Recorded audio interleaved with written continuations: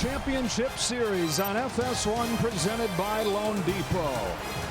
It is Game 5 from T-Mobile Park, and who's it going to be with this best of 7, now best of 3? Will it be the Blue Jays for the first time in 32 years? Or will the Mariners make it to the Fall Classic for the first time?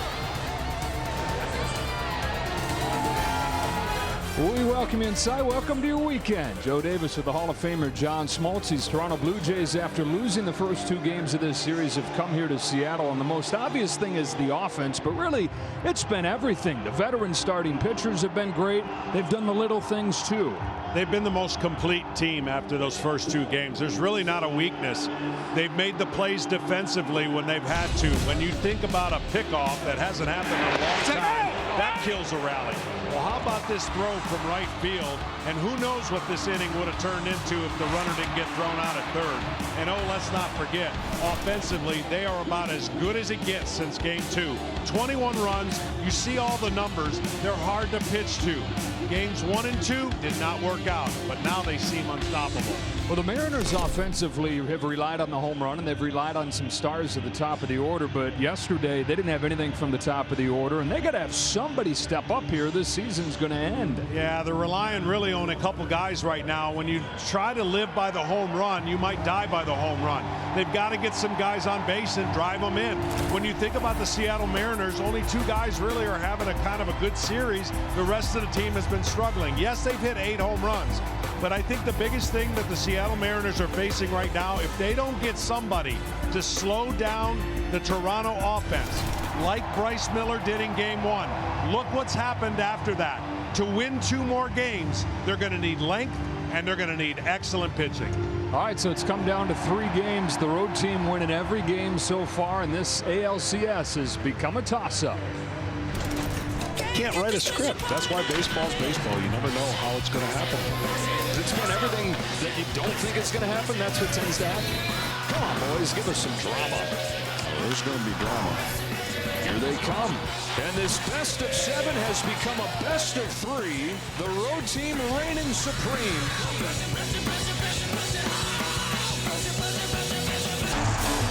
Are you having any fun? What you getting out of living?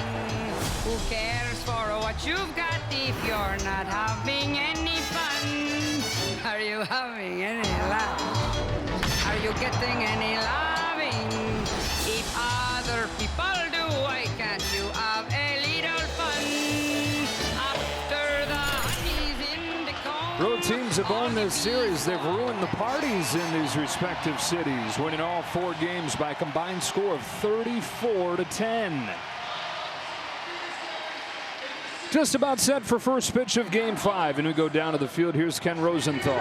Thanks, Joe. In both of Kevin Gausman's postseason starts, John Schneider removed him around the 75-pitch mark of the 6th inning as Gausman navigated his 3rd trip through the batting order. The first time, it made perfect sense.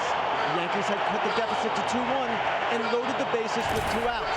The second time, Schneider arguably pulled Gausman too early. Gausman had retired 16 in a row before allowing a home run to Cal Raleigh and a walk to Julio Rodriguez. Schneider said he lost some sleep over that decision, and the same inflection point could loom today, leaving the manager with some more difficult bullpen choices. Now, over to Tom Verducci. Well, thanks, Ken. When Julio Rodriguez arrived at the ballpark today, he was told, "The manager wants to see you in his office." Julio joked with Dan Wilson, "What have I done wrong?" The real problem, the lineup. After the last 2 days of the night, and they've been outscored 21-6, Dan Wilson is shuffling the deck. Now, he checked with Julio to make sure he was okay with batting leadoff, which he's done 14 times, but not since July. Jorge Polanco moves into the number 3 spot for the first time this year, with Josh Naylor behind him at 4. The basic idea is to move the hotter hitters higher in the lineup. Now, Dan Wilson has used 100 different lineups this year. The one he is rolling out tonight in Game 5 is unlike all the others. Joe. All right, Tom, they had Richard Sherman, the former Seattle Seahawk, down there on the field behind the guys, getting this crowd cranked up, and with the roof closed, because it is extra loud today. Here's Same Game Parlay.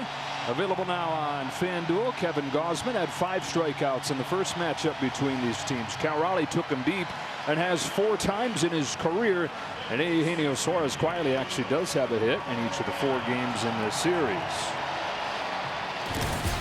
Lineup for the Blue Jays in Game 5, and they have been cooking. George Springer leads things off, and then it's Nathan Lucas, Vladimir Guerrero Jr., 5 home runs, tying a postseason record for Toronto. Alejandro Kirk's the cleanup man with Dalton Varsho hitting 5th in center field.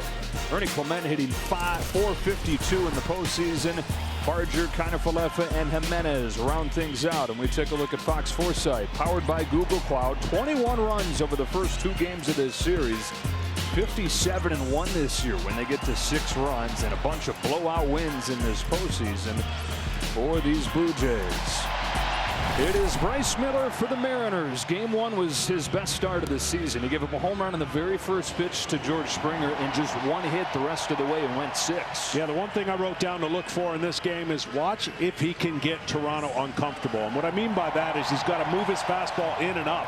He's got to get in on some right-handed hitters who have definitely taken the outside part of plate away. There's the breakdown of pitches, and he was very successful elevating. Even though during the year his elevated fastball did not play well, it played well in the first game against the Toronto Blue Jays. So only had 3 strikeouts in that game. There were 15 balls in play and only 1 hit for the Blue Jays. So some bad luck in there for the Jays. And we're talking to John Schneider about that. He said, yeah, it's a little bit don't change a thing because a lot of the process was good, but at the same time, how much is he going to change? He's going to have to see the last 2 games that his his teammates pitched against Toronto and notice that they have controlled the strike zone again. And Springer hit a fastball away for a homer. Guerrero fastball away for a homer. You do that as a pitcher until they show you they can do what you're trying not to get them to do. That's when you got to bust them in to open up the outside part of the plate again. Jays trying to sweep the 3 games in Seattle, get to within 1 win of the World Series for the first time since 1993. Mariners have gone from up 2-0 to 2 games apiece, their last chance in front of their home crowd in this championship series. Springer settles in, Miller fires, and off we go with a fastball to the same spot that Springer hit it out, but it's a called strike. Yeah, they tried to go in, and again, that was a good first pitch to try to go in. He just pulled it away and got the strike. Springer yesterday doubled 5 consecutive games with an extra base hit for him. 76th career postseason game. Takes downstairs, 1 ball, 1 strike. What Miller has to offer is 4 pitches that he can get you out with, and that is a luxury against a team that really commands the strike zone and doesn't swing outside the strike zone too often. Splitter. That pitch has become a weapon again lately. And that's the pitch that he's thrown with some success. That's the pitch that typically will give the change in speeds north and south and will go right off of his fastball and play well. 1-2 pitch.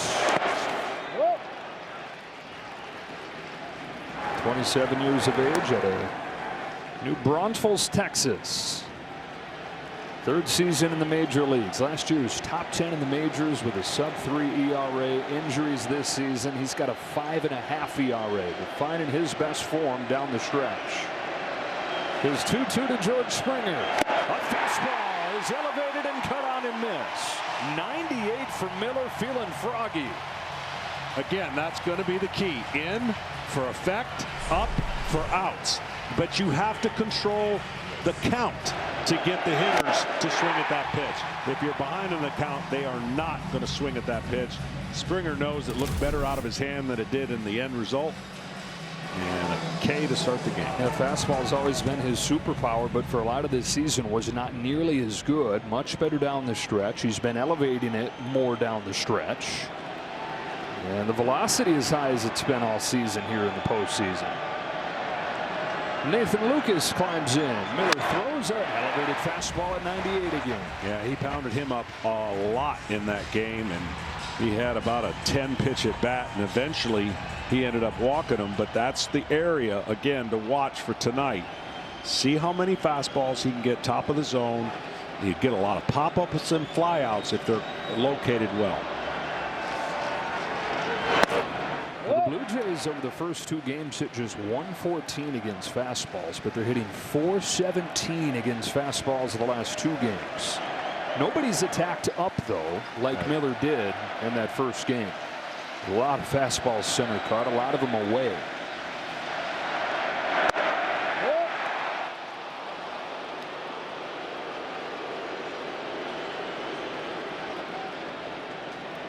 Hitting coach David Popkins was up, turned around this offense. 23rd in the majors last year, 4th this year.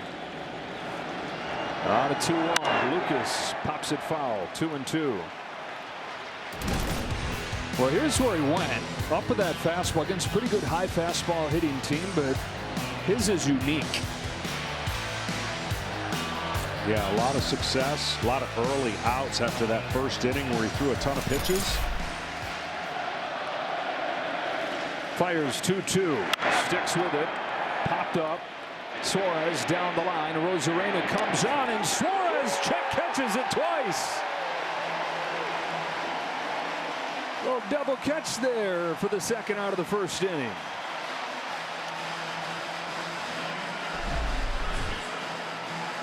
He had to cover a lot of ground. This is a great play. This at bat right here will tell me a lot about Bryce Miller and his approach against Vlad Guerrero.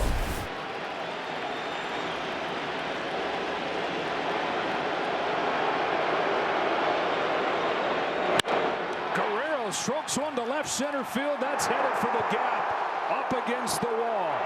Guerrero's 7 for 10 since the series has shifted to Seattle. Yeah, and that is not what I expected to see on that first pitch with 2 outs. Granted, it's 2 outs, but this was the time to change the rest of the at-bats for Guerrero. And maybe because nobody was on, he had the freedom to throw that fastball. But you're talking about a guy so locked in right now, you've got to do something different to get him off of his game plan, because he is basically telling you wherever you throw it, I can hit it. Man, oh man, does he look calm and comfy. Into scoring position, 2-out chance for Alejandro Kirk. Jays catcher fouls off a high fastball. Here's one of the best high fastball hitters in the sport. Yeah, a little bit in his bat angle right now, getting underneath, almost squatting a little too much. And when he's good at hitting the high fastball, he's got that flat, and he's not squatting, and he's on top of the ball. That one he was underneath, but don't think you can keep throwing it up there and him not make the adjustment. And it goes up and in. That's the pitch. There needs to be at least 10 more of those during the game on right-handed hitters who have had a freedom of just leaning out over the plate and owning the batter's box. Whole lineup full of very comfortable Blue Jays hitters. Miller trying to make them feel him. His 1-1 pitch. The high fastball is ahead 1-2. Sinker that time. Mixing in both of his fastballs. And so Miller a strike away from putting up a 0 in this first inning. Mariners have not been able to capitalize on this wonderful crowd yet.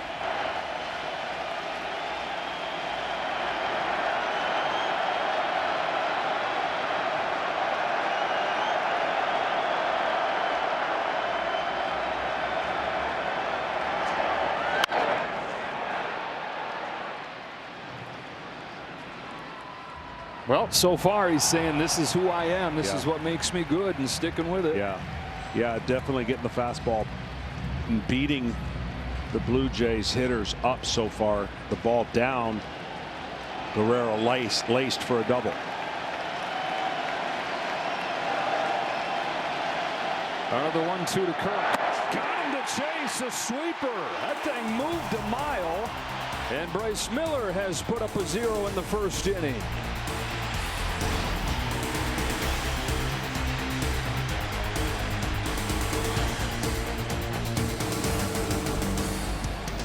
Dan Wilson looking for a spark from his superstar. Just one time since April has Julio Rodriguez hit leadoff, but here In Game 5 of the championship series, he is up there to the top spot. Everybody slides up. Arozarena moves down and hits 5th. And then Suarez, Crawford, Canzone, and Rivas. And it's a rematch for them against the Game 1 starter, Kevin Gausman. Well, Kevin Gausman's been outstanding, especially the first 5 innings. He's been really tough to hit. Spots his fastball. Rarely is it in the middle of the zone. He has done a great job pitching in and out with his fastball and killing them with the splitter. And the Mariners have to hit fastballs tonight. They have no chance to go to the World Series if they don't start barreling up some fastballs, hittable strikes, and be a little more aggressive. Julio chance start earlier than usual here. And on a first pitch fastball, a fly ball to center field. 1 pitch.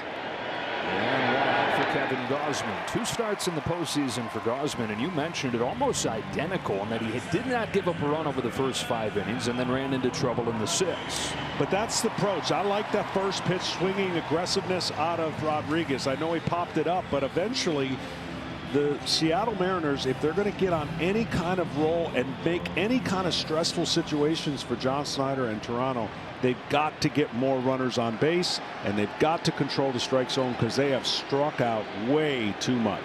The trouble that Gausman ran into in Game 1 was this guy right here, Cal Raleigh, who tied the game with a 6th inning home run. That was not the first time that he's done it to Gausman. Look at those numbers. 470, 4 home runs against Gausman in his career. Well, he's got to mix it up. He's thrown him in the second at bat where he hit the home run a bunch of splits in a row. And they were all in the same area. And so when you get to see that as a hitter 5 times in one at bat, you leave one up just a little bit. Next thing you know, it's a homer. Bottom of the order for the Mariners has done nothing. Yesterday, the top of the order did nothing. 1 through 4 hitless for the first time all season. Raleigh just 1 of his last 10. Corks one to deep right field. Back it goes, and it's off the glove of Barger. Raleigh's headed for second. He's got a double.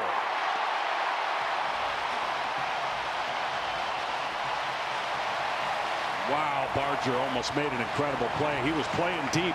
When this ball was first hit, there's no chance I thought he had an ability to catch it. Squares it up. There's a fastball. Got to hit it.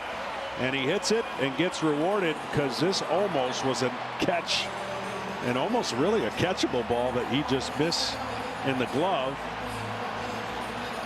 Barger's playing out there these last couple games for the first time in more than a month. Made a couple good plays yesterday. Couldn't haul that one in, and here's a chance for Seattle in the first inning.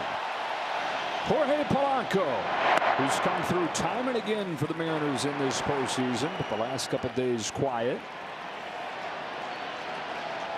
Well, they've continued to hit home runs. They've hit as many home runs as the Blue Jays have in this series, but in the 2 games here, 2 for 20 with men on base. Polanco takes in the dirt 1-1. Runners on and chance to score. He's going to go to that split a lot, and so you have to be disciplined, and Polanco is one of the best disciplined hitters in their lineup. They have too many guys in their lineup right now that you don't have to throw a strike to. That's not a good thing. 340 hitter with runners in scoring position. Polanco is ahead 2-1. You've got to tell yourself that if the ball is down, it's going to stay down. Meaning, more than likely, it's a split that goes below the zone. But if he hits the bottom of the zone with a fastball and you take it, that's the chance. Yeah. Here's his 2-1. It is a fastball very low. I asked Jorge Polanco the other day, do you remember the first time you were clutch? And he lit up and he said, I actually do. I was 11 playing in a Little League game. We were down to our last out, and I hit my first home run ever over the fence. And it's always been who he's been. Steady, comfy in the big spots. Gausman gets the call.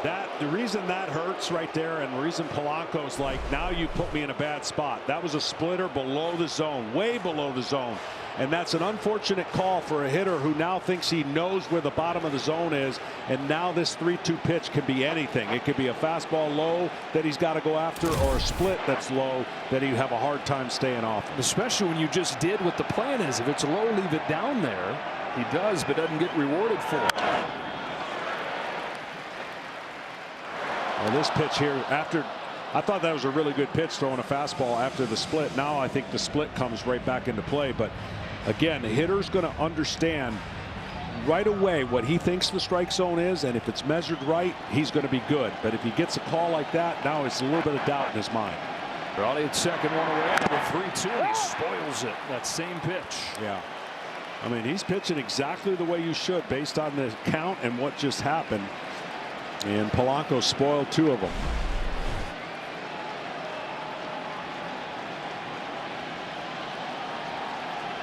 Eighth pitch of this at bat coming to Jorge Polanco. Swings and misses. Best splitter yet. The league 1 for 17 against that pitch in the postseason. Obviously, next year that count would have gone to ball 4 because the hitter could have challenged. But we're not in next year, and that pitch, why he swung at it, was primarily because of the 3-1 pitch that was called a strike, and it definitely was not. One of the benefits of the lineup change is they get Josh Naylor 1 spot higher. 3 more hits yesterday for Naylor, and hitting .500 over his last 6 games. Well, an unexpected home run by somebody in this lineup or a huge 2-out hit. Those are the things that can turn a game and start creating momentum for an offense. Seattle has not had that in a while. Jimenez has been that guy for the Blue Jays. Home runs back-to-back days out of the 9 spot, but Mariners searching for that big hit. It's amazing how the tone and the mood changes. Up 2-0 leaving Toronto, and now tied at 2, but it feels like the deck is stacked against him. The 1-1 pitch. Ball 2. Here's Naylor's trouble right now. He knows he's not going to get pitched to because of who's on deck. And the right-hander struggling and Arozarena. So he's trying to recognize, when do I go for a pitch that looks good enough? And that first pitch, he never thought he was going to get a first pitch fastball. That's why he took it. He's really locking in on a split. He gets one elevated, bounces it to first. Guerrero takes it himself. And that's the inning. Unable to take advantage of the double from Raleigh. No score after 1 in Game 5. Dalton Varsho heads up there to lead off the inning for the Blue Jays. You can wear what he and the players are wearing on field during the postseason. Check out the largest selection of authentic gear at MLBshop.com for your favorite postseason team gear. Bryce Miller revved up in that first inning. Regular season averaged 94.8 with his fastball. He was 97.6 in the first. Struck out Springer with the single hardest pitch of his career. It was above 98. And he starts this inning with a splitter for a strike. A little extra rest, and this game being the teeter-totter game, right? You got 2-2. Someone's going to go up 3-2 and put themselves in a real good position to have to win only 1 more. That's the thing, right? I mean, it's like, oh man, the world is ending if you're the Mariners right now, just like it felt like when you were the Blue Jays leaving Toronto. But you win 1 game, and you're 1 win away from going to the World Series. Yeah, they got to get their confidence back, and it starts on the mound. And this might be the guy that, you know, just has the secret sauce. That Game 1, the Blue Jays were super aggressive. In Game 5 here now, they're super aggressive again. Blue Jays looking for mistakes. Varsho on 1-2, takes inside, and the count evens up. This place built on starting pitching, but the last 3 games, Gilbert goes just 3 innings. Kirby gives up a postseason record 8 runs. Castillo, the Rock, 2 1/3. That's a 12.5 ERA the last 3 games for Mariners starters. Bryce Miller trying to be the cure. Now, who would have thought he'd be the guy they'd be leaning on? You look at how this regular season went, and if this series has proven anything, that is, we don't know nothing. Expect the unexpected. That's for sure. Max Scherzer, what he did yesterday. Here's another 2-2. And a high fastball popped into shallow center field. Routine for Leo Rivas. One away in the second. Well, this next guy, there should not be many first pitch fastballs the rest of the series. He has shown you that A, he wants to hit the first pitch, and B, he's been getting a lot of hits. So mix it up. Even though there's nobody on base, I would throw a first pitch split or slider. to Clement. 2 more hits yesterday, 452 in the postseason for Clement. One of the many role players that has emerged on this Blue Jays roster this year. It is a first pitch fastball, and he was swinging. He was swinging. Good located, though. See, that's the difference. You can make those fastball pitches to an aggressive hitter as long as you locate it and get it out of that sweet spot where they're up there ready to hack at it.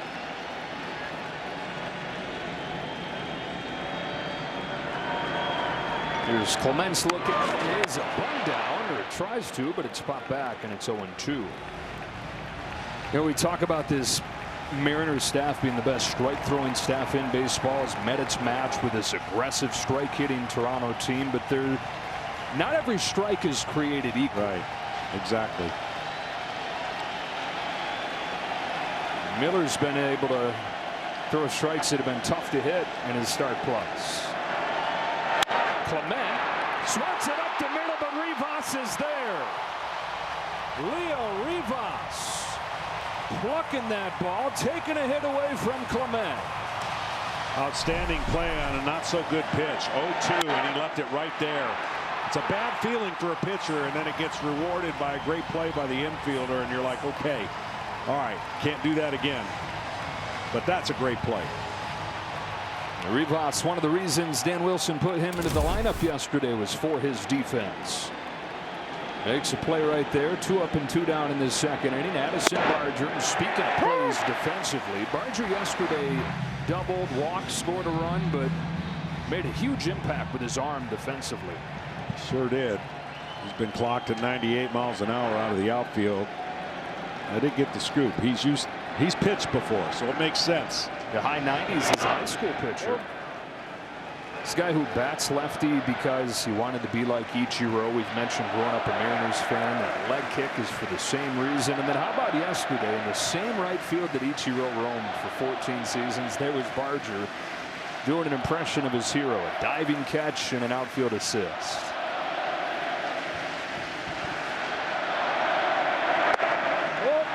And Ichiro, you know all about the hits, but he had as good of an arm as anybody in that era. Barger's bat has come to life coming here to his hometown. Homered in the first game here. And then the double yesterday. On a 2-1 here. Rips it foul. You guys never seen a pitch he doesn't like. No, that's inner half turned on quickly. And you want to see the disparity of strikeouts. It's pretty significant. Yeah, again, both these teams have hit 8 home runs, but in the postseason, Toronto hitting 300 as a team, Seattle hitting 215 with double the strikeouts. 2-2 to Addison Barger. Swing and a miss. He got him with a splitter. It's the third one for Bryce Miller. Over 2 scoreless.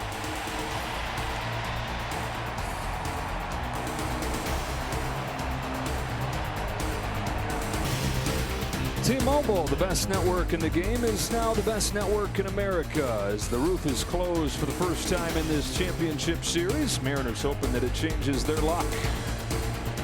It is Randy Arozarena, dropped out of the leadoff spot for the first time since July, leading off this inning against Kevin Gausman and taking a strike. And doing a lot of that. Just taking inside pitch after inside pitch, getting behind in the count, and not really changing or putting fear in the opposing pitcher's mind. 6 for 38, 16 strikeouts in this postseason for Arozarena, and he's just had it all backwards. Yeah, he really has. He's taken more fastballs than I've remembered him taking in a long time, and then swinging at pitches out of the zone.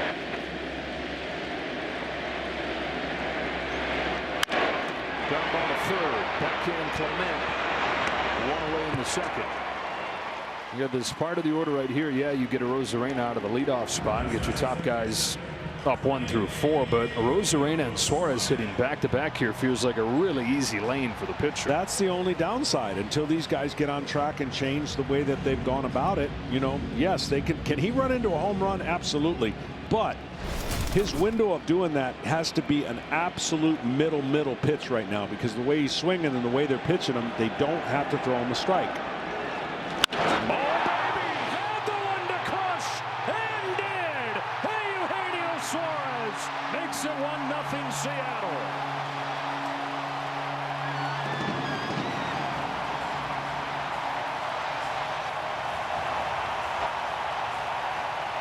Gausman put it on a tee. Suarez did not miss. 51st of the year. And that is a pitch selection they're going to want back, because he threw this right down the middle. Look where he's trying to throw it. And that's about the only place right now. And who knows if that gets him on track. But he had been missing a lot of pitches with some pop-ups and swing and miss. And he threw a fastball for the first time since we've been watching Gausman middle. Mariners on the board first with a home run from Suarez. Now J.P. Crawford fouls it off. And you see a guy who hits 49 home runs during the regular season, and then he gets to the postseason and can't do anything. And it's like, why? Well, it's the perfect argument for why bat-to-ball ability is an important quality in the postseason.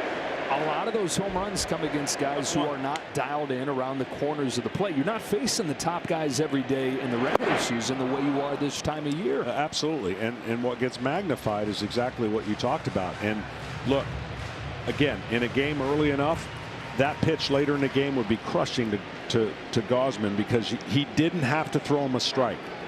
He could have thrown 4 balls close to the zone and probably got swings out of it.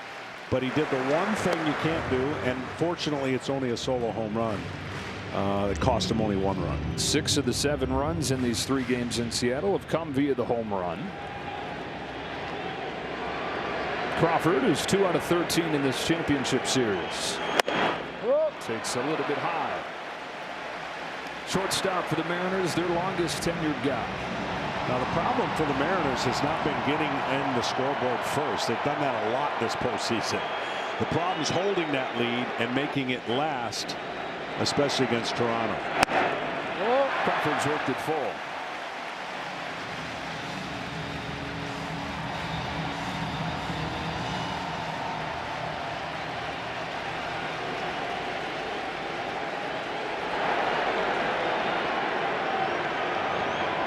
Gausman's 3-2. Crawford takes ball 4. First walk issued by Gausman after the home run from Suarez. Well, every swing is the same for Suarez, right? So first pitch is the same as the last pitch if it's a 6th pitch of the at bat. And he has this swing grooved so that that ball gets to that area. That ball's not coming back.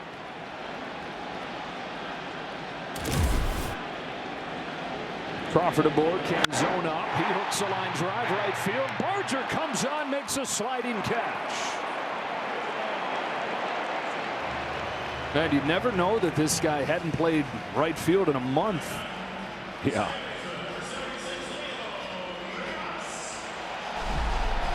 This ball was sinking too. And he did a nice job getting to it. And when he gets up, he's like, really? I'm going to throw you out. Yeah, right. You can careful.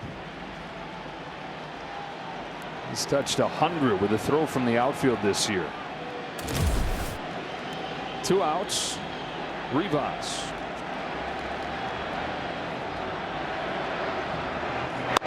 For 2 yesterday in his first start. He did have the walk, but then was picked off first base.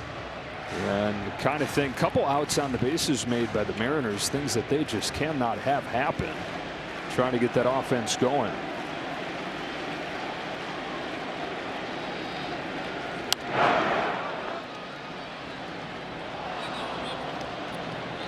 Rivas got to the major leagues last year, made 23 starts after almost a decade in the minors. This season, most of it in AAA again. 24 starts at the major league level. He was one of the best hitters in the minors. Had a 470 on base. I know it was AAA, but a 470 on base that was 40 points better than anybody else in the minors. And an 0-2 hole here against Gausman. Jays righty comes home. Rivas fouls it off and stays alive. All right, so the one thing I've noticed early, Gausman, his command was impeccable the first couple games. He's missed some spots pretty significantly, and that's a sign you got to watch. if you're John Snyder, especially if you're not getting the swing and miss. That fastball location just a little bit off. You still got the splitter working perfectly. Fastball misses up. Not going to be any tricks, not going to be any surprises when it comes to Kevin Gausman, who's been in the league for 13 years now. It's 90% fastball splitter. You know what it's going to be.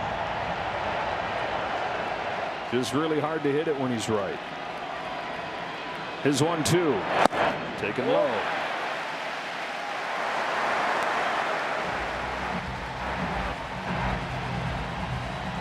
The splitters he comes around has more of a loop. The hitter can see it. The splitter that comes out naturally straight over the top, they can't see it. It drops straight down. That's the one they swing and miss at.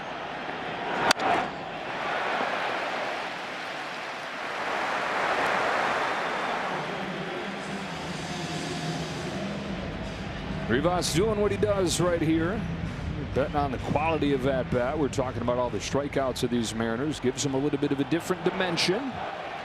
Trying to keep the inning going for Julio Rodriguez. Another 2-2 to Rivas. Another foul ball. Here's the pitches when you're trying to see it. They all come out of the same slot. See, fastball stays straight. That's the four-seamer, and then the splitter drops below it. And that's what the hitter's trying to recognize. Very rarely will it be a high fastball and a low split that both the hitters will swing at. 8-pitch comes home. Rivas goes down swinging. He finished him off with the splitter. Eugenio Suarez came into the game 6 out of his last 50. Back to the end of the regular season. Connects and has Seattle on the board first in Game 5.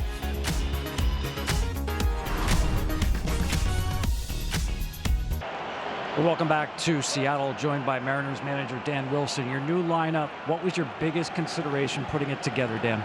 Well, I think, just kind of jumbling it up and creating a little bit different look and see what happens. And so far, so good. Thanks so much, Dan. Thanks. I mean, this is seriously same thing.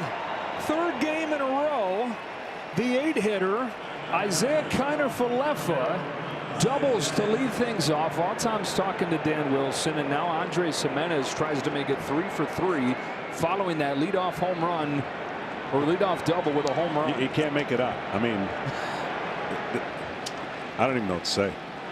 They should walk him. I was half kidding yesterday when I said he's never going to talk to Tom again. Now, seriously, I don't know, Tom. That might have been our last conversation with Dan Wilson. Corners pinch in thinking he's going to bunt. They've not seen the last 2 days when he's hit the ball over the fence in this situation.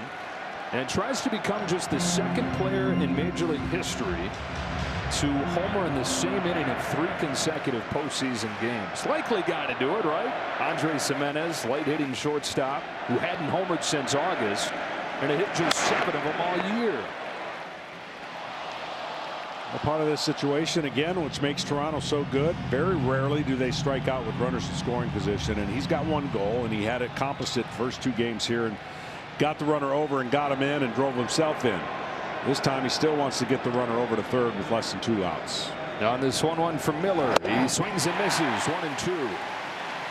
Andres Gimenez in the 2 games in Seattle, 5 out of 8, 6 runs batted in. The best way to prevent a left-handed hitter from doing that is a fastball away or a split away. Now the problem with a split away is he can still get that ball on the ground and pull it. Fastball away, harder to pull.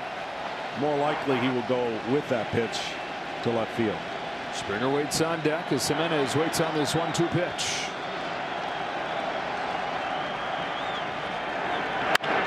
To first, caught by Naylor. Back to second, double play. Seattle writing a different story in Game 5.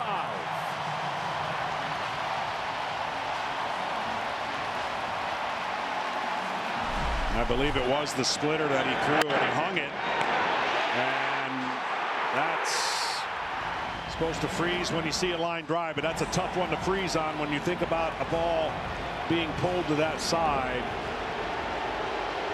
And a great break for Seattle. Springer tormented these fans for years with the Houston Astros in the American League West. They always have a nice greeting for him as he comes up. Struck out his first time today. He's hit 2 home runs against Bryce Miller this year. Not just game 1, but he got him in the regular season as well. On 0-1. Bounces it gently foul. 0-2.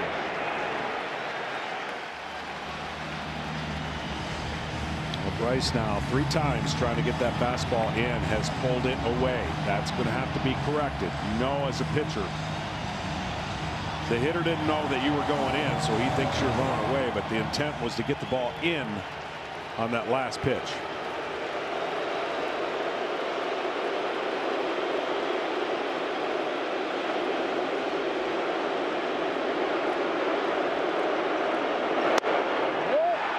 Took a sweeper.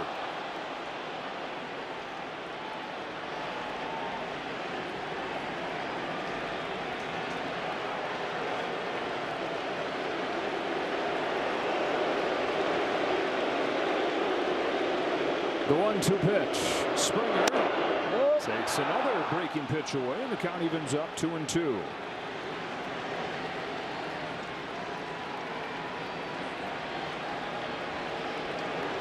Offense has scored 21 runs over the first 2 games here in Seattle. Nothing doing against Bryce Miller so far. He fires 2-2.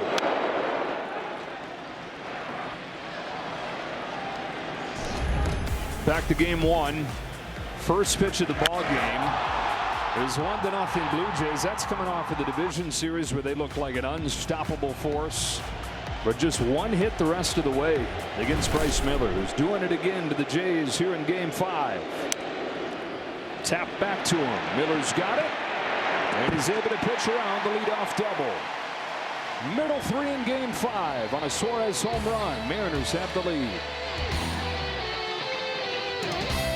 Dodgers go for the sweep later tonight on TBS. Shohei Ohtani starts for LA. If the Brewers extend the series, he'll be back at it tomorrow night, also on TBS. And on Sunday from Toronto, game 6. Dodgers 8-1 in this postseason. They've won 17 of their last 20 games, and when they needed to most, they started to look like the team everybody kind of thought they would coming into the year, with that pitching staff lining up the way they envisioned. Top of the order for Seattle, it's Julio Rodriguez to lead off, and he takes strike 1 from Kevin Gausman. Popped out to center field on the very first pitch of the ball game. You like the aggressive approach. Yeah, Seattle's going to get back in this series because they start taking the fastball away from the Toronto pitchers. Julio swings and misses as the splitter falls off of the table. Well, they've asked this guy to carry him before. They've turned to him to provide the spark before. Bigger picture. He was the hope as he came up through the minor league system. And then debuting in 2022 as Rookie of the Year. Fueled that return to the playoffs. And as talented as anybody in the game. Up at the top of the order. First time since July. Just the second time since April. And an 0-2 from Gausman. He takes inside, ball 1. Every hitter probably wished they had a superpower if they knew the reaction. If they could cut the reaction from getting out of the way of the pitch on an 0-2 pitch and just let it hit them. Yeah. But it's natural. You just body says I got to get out of the way. How about like Bryce Terang the other night with the bases loaded, game 1 of the National League Championship Series? If he gets hit, they tie the game, but jumped out of the way, and you could even see it on his face, like, ah. Yeah. It's not normal to not get out of the way.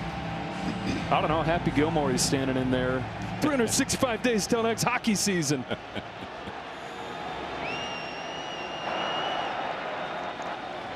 From 0-2 to 2-2. Rodriguez sends a fly ball to right center field. No big deal for Addison Barger. 1 gone in the 3rd. Brings up Cal Raleigh, who crushed a double his first time up. It was his hardest hit ball of the postseason. Yeah, man, he just got something on Kevin Gausman. This is one of his 3 home runs of the postseason, tied game 1, and one of the 4 that he's hit against Kevin Gausman in his career. The blinking yellow ball is the one that he doubled off of this time.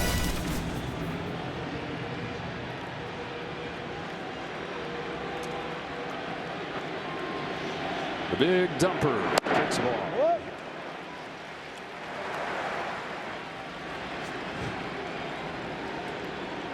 What a season he's given these guys. What a season this fan base has been able to take in. Their hope is that, of course, the Mariners will be back here for the World Series. But no certainty that this is not the last game that they have from here in this magical journey that they've shared together this year. Care Raleigh and this fan base. And there's something about him. There's an everyman factor to him, right? There's no flash here. There's a relatability, I think. He's in there every day. It's easy to latch on to a guy like that, and that's even before he hit 60 home runs.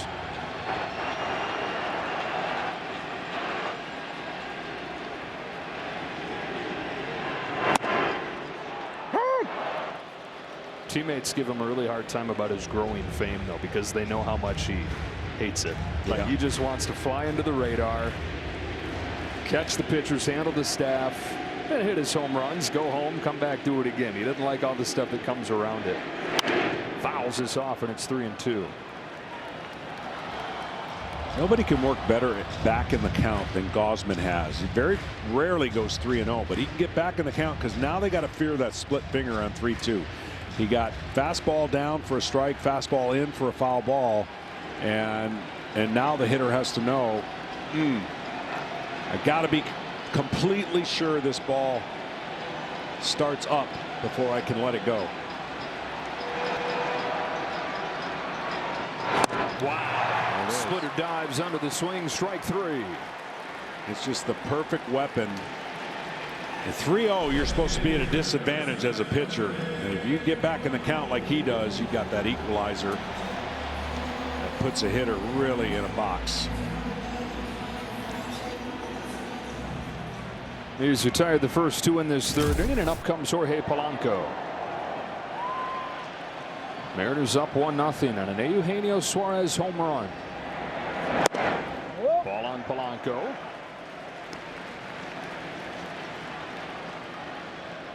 It's a guessing game against Gausman. If you think he's throwing you a fastball here, you sell out for the fastball. I don't think he'll get it.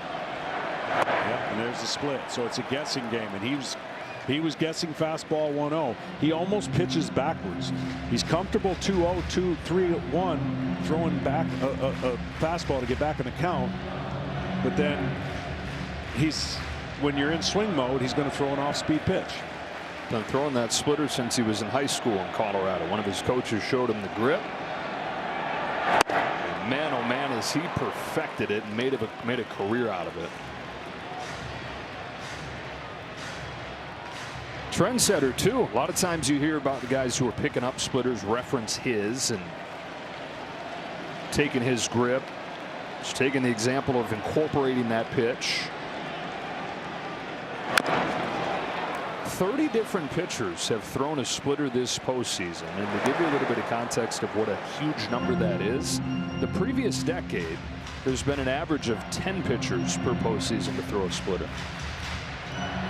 Copycat league, and there's another guy right there in your Savage. The lead cat that they're copying is right here when it comes to that pitch. Sticks with it and finishes off Polanco.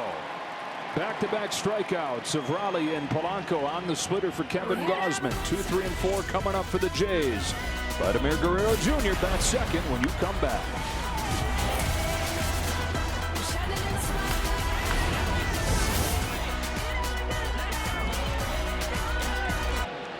Bryce Miller, who a few hours before the game will go out to center field and just visualize himself doing what he's done so far in this game. 3 scoreless innings, trying to put his Mariners within a game of the World Series. He's in there with strike 1 on Nathan Lucas.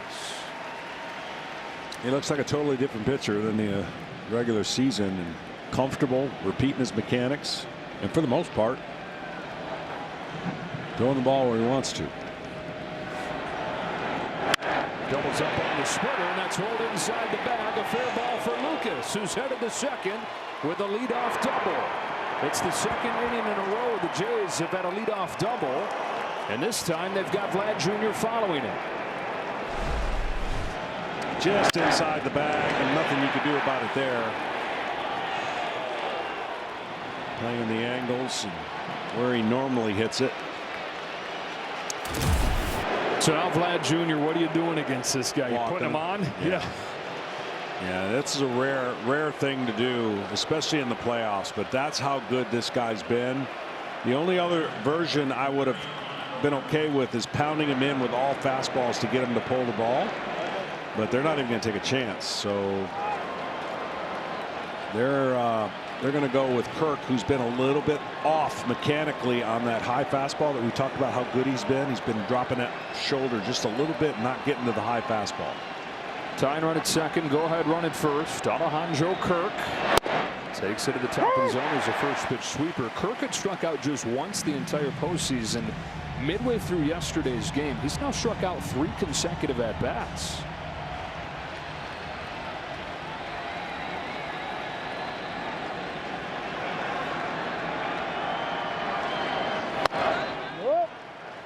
Showed a moment ago, I want to make sure we reference that the Blue Jays, this is the first time all postseason they have not scored the first 3 innings. They've been incredible. Trying to get it started in the 4th. 2 on, nobody out.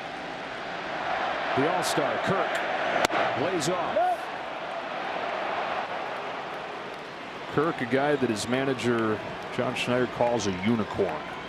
5'8", 250 pounds. More than once he's been stopped by stadium security as he tries to walk in. No, sir. This is the players only area. He's also been an all-star more than once. He's ahead 3-1 here. Good hitters, good baseball players come in all shapes and sizes. Tough scenario here. Guy who can hit 3-1 count. Here comes Miller. Kirk takes ball 4 and the bases are loaded. And there's the downside of intentionally walking a great hitter. I get it though. I mean, but it now puts your pitcher with no room, right? You can pitch around a guy, maybe get it out and get a guy like Guerrero out, but they weren't going to take that chance. And so they put the trust that they were going to make pitches to Kirk, and he didn't. And now an aggressive first pitch masher. He's trying to get after it, get after fastballs is Varsho. Let's get a quick word from Strauss. From the fields we farm to the fields we play, work wins the game. Strauss at Major League Baseball. Gear for any season. Dalton Varsho's been up with the bases loaded 3 consecutive games. He's 1 for 2 the first couple tries. Your options here is a first pitch split or breaking ball just to reset that fastball hunting Varsho, or you try to throw it up and get him to pop it up. And he has struggled fastballs up. Bases loaded, nobody out. It's left over the plate and he got away with it. Part of Varsho having his best offensive season has been that he's laid off those high fastballs more than usual. If you can't hit it, just don't swing at it. Easier said than done, but he's done it. 5 grand slams in his career. 1 ball and 1 strike.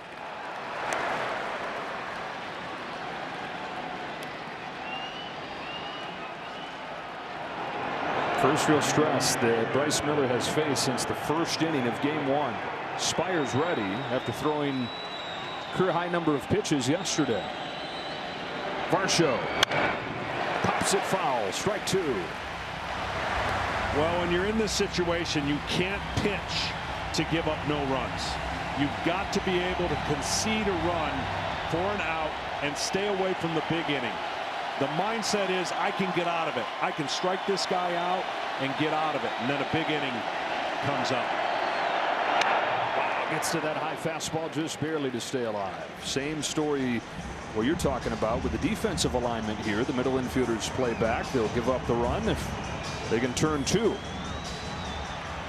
Which is a little different than the strategy we've seen, it seems like, proliferate across the postseason. More aggressive teams playing the infield in early in the game. 1-2 again. Varsho's down swinging. Got him with a splitter.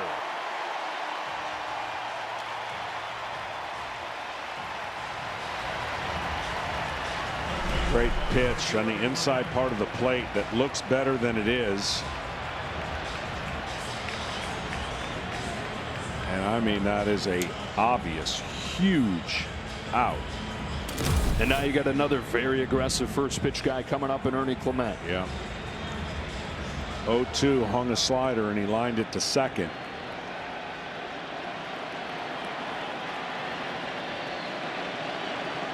Bases loaded in a one-run game in the fourth. Clement. That is a fair ball and a double play. A 2-inch tapper. They turn two and lead game 5.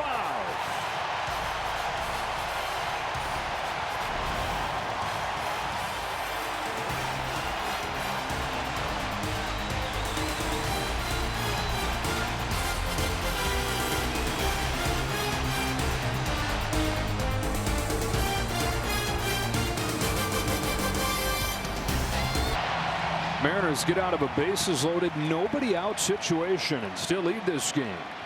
That was incredible. That ball was 1 inch from backing up in foul territory.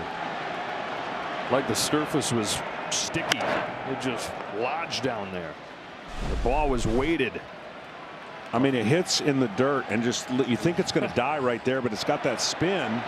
And then watch how quickly Cal jumps on it. Wow. Josh Naylor starts the fourth for Seattle and swats one to left field. Lucas won't get there. Cuts it off on a bounce, holds Naylor to a single. Lucas with a great job right there to save 90 feet, but Naylor's got a leadoff hit. It's Randy's time. He's got to do something to electrify this crowd and get this offense going. Now the hope for the Mariners got to be a little pressure off him. He's out of the leadoff spot. They've gotten the big hit already with a home run from Suarez. No pressure on you, playoff Randy. Go be you. Yeah, he's got to get on track if Seattle can get any consistency.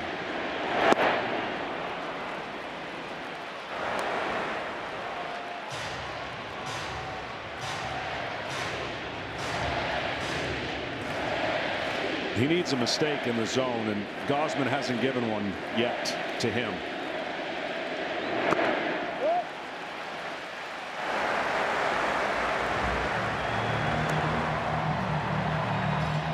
Well, struggles in the postseason, really a continuation of the end of the year. And this is as hot and cold of a hitter as there is. He's been cold for a while, just .216 the last 2 months. On a 1-1 from Gausman, Rosarena pokes on the ground to second. It's juggled by Connor Falefa, and so they get just one. It's going to be tough to turn 2 with Rosarena's speed, but that ensured it when he didn't glove it cleanly. Well, let's see if he can get electric on the bases and maybe steal a base.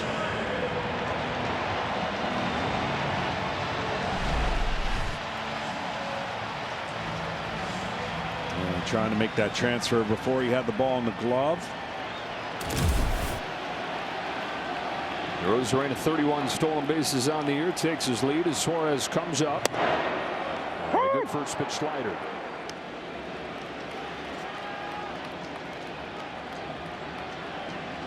Rosarena, by the way, 3 stolen bases in this series already. Not been on base much, but when he has been, he's typically stolen a bag and typically coming to score.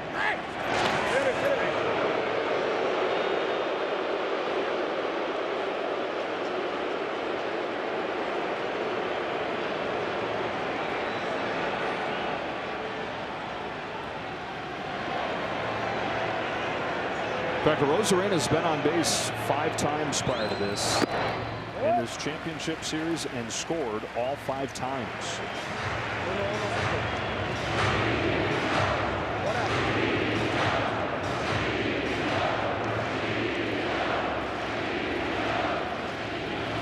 Deadline pickup last year at first base. Deadline pickup this year at the plate. Suarez takes ball 2. That's a really good pitch there. Better take, but really good pitch.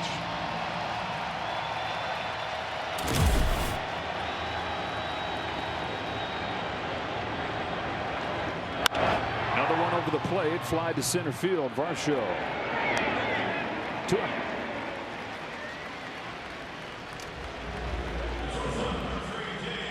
They're talking about the little things off of the top and how the Mariners were losing those battles too, but the little things in this game so far defensively has helped Dan Wilson's team get around 3 doubles over the first 4 innings. Double plays each of the last 2. Defense has not been a strength of this team on the year. Good up the middle, which is what you want if you're going to be good somewhere, but not a ton of range. 2 out. Check on Rosarena. It'll be a bad time for him to pull the trigger on a stolen base attempt, given the scoring position with 2 out. Now, obviously, I haven't watched a ton of games, but I've watched more games than not, and I've never seen a runner, once the throw's been over, get a bigger lead, a one-way lead, and try to force another throw so then he's boxed in. You only get 3 throws to first, and a one-way lead is basically such a big lead that your first move is back to the bag, trying to get a throw from the pitcher because your lead just got bigger. There goes a Rosarena. Throw from Kirk won't even happen. His 4th stolen base of the CS.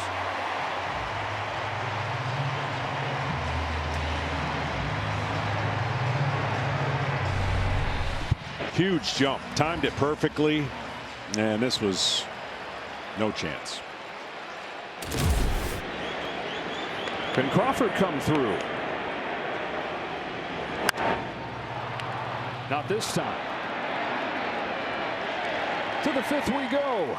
Seattle 1, Toronto nothing.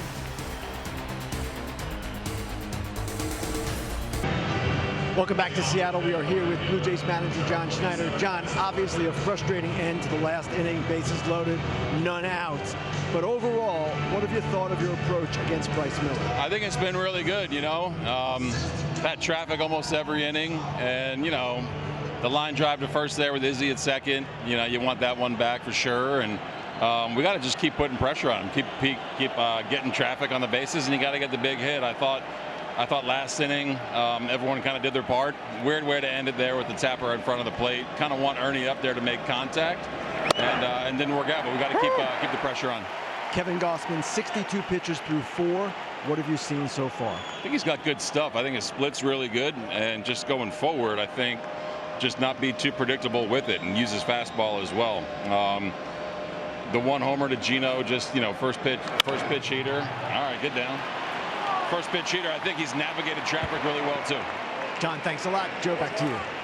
John, I hear you talk all the time about instant stress. You get the leadoff man on in the regular season, no big deal. Postseason, big deal. The Blue Jays, since the series come here to Seattle, are hitting above 500 to lead off the inning. Yeah, these eventually don't work out in your favor. They flirted with danger for the last 2 innings and got out of it. And it's probably a situation here where they're going to make the move to, well, they are going to make the move. Wow. Holy cow. Dan Wilson going to take the ball from Bryce Miller with nobody out in the 5th.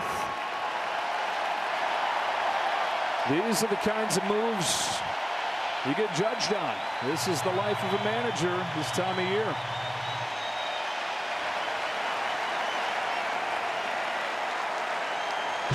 Bryce Miller, 4 scoreless innings at 56 pitches, taken out of the game. And I know he got out of a bases-loaded jam last inning, but part of that bases-loaded jam was an intentional walk. And I know there was a leadoff hit here, and you're trying to get ahead of it. But what are the chances who you bring in is going to have better stuff than Bryce Miller had today? Isaiah Kiner-Falefa against Brash. Bunts to the first pitch.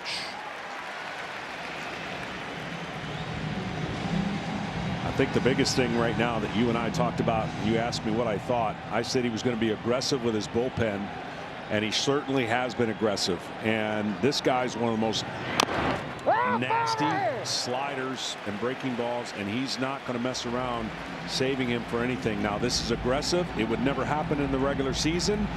The last couple innings probably led to him saying, I'm not so sure that Bryce is going to keep the traffic from happening. I mean, you're right. These are tough decisions that can only work out one way if the manager's going to be right. Kind of a left after failing to get the bunt down, pops it up, shallow center field. Rodriguez calls off Crawford for the first out. Tom Verducci, what's your take? Yeah, I'm shocked, to be honest with you, because of where we are in the lineup. Matt Brash is Dan Wilson's best right-handed high-leverage guy before he gets to the closer, and you're firing him into the game for the 8-hitter, and as we saw, it's a sacrifice bunt situation. It's not Vladimir Guerrero. So you're getting into the bullpen early, and you're using your highest leverage guy in what really was not a very high leverage spot. 8-9 coming up in the 5th. Andres Jimenez fouls it off. And it's a bullpen that's given up 10 runs the last 2 games at 18 consecutive scoreless innings, finishing off the division series and opening up the championship series. And the top guys are relatively rested with Brash and Munoz, but Spire yesterday, 32 pitches is season high. It's a swinging bunt and a heck of a play by Brash to get that to first any way that he could to retire Jimenez. Well, you know how I feel about starters staying in the game, but I think this is also about he doesn't trust his offense, right? I mean, his offense has not really set the world on fire. And, you know, in a game in the 5th inning, it's only 1-0. And that may have something to do with it, but I always feel like the guy that's on the mound that's in rhythm is your best choice. And we're going to find out how this plays out. Kenny, what do you think? There's another question looming over this whole thing right now, guys. And the question is, where is Bryan Woo? When are we going to see him? Dan Wilson has talked about finding a soft landing spot for him. Maybe it's somewhere at the top of an inning here, but I don't necessarily see a soft landing spot when we're talking about his best of 3. So that's a question too. And I'm with Tom. I don't understand the move this quickly after this few pitches. Well, there's an answer to your question, Kenny. Bryan Woo begins to warm. And yeah, Dan Wilson told us yesterday looking for a soft landing spot. If yesterday wasn't that, I don't know what is. Maybe the qualifier he didn't add was a soft landing spot with the lead. But this certainly would not be soft if this is where he decided to deploy him. Yeah, I just don't think Miller was going to give him the chance to get through this inning regardless of what happened. And then he made the decision to give his reliever an opportunity to get a couple hitters in before he faces the top of the lineup. So I just think when you make that move, you're not confident that your pitcher is going to get through the inning without taking him out, and he took him out as soon as he could. All tied together. 2 balls and no strikes on George Springer, who's had an extra base hit in 5 games in a row. He launches a fly ball to left center field. It's carrying well. Rodriguez watches it hit off the wall and watches the scoreboard change to 1-1.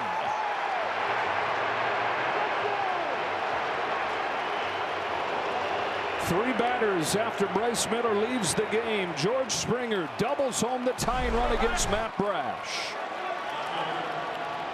Breaking ball right there down the middle, and Springer thinks he might have got it, and he knew he had enough time if he didn't to get to second base.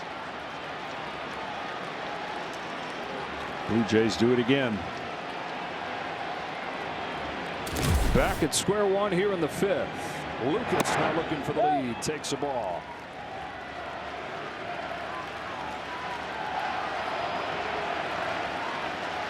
Series tied, game tied.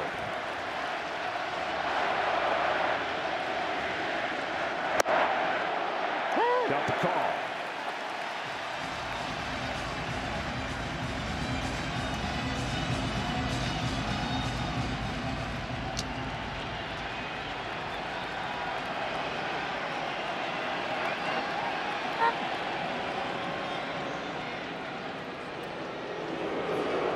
Dan Wilson in his first season as the manager took over last year near the end of the season when Scott Service was let go. He is Seattle royalty. He's the catcher on all those great Mariners teams, the late 90s, the early 2000s.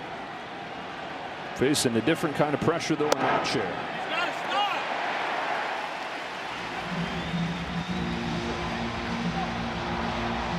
Lucas upset, I think, that he was allowed to throw that pitch. He wasn't quite ready. He's certainly not mad at the call. Pitcher's not supposed to be allowed to come set until the hitter is settled and attentive to you for a beat. So 1 ball and 2 strikes on Nathan Lucas. Brash fires. Ball 2.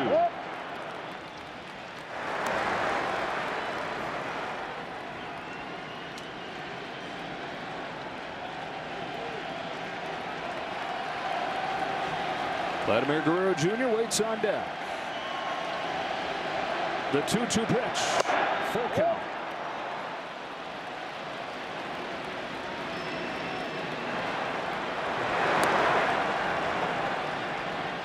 The run charged to Bryce Miller.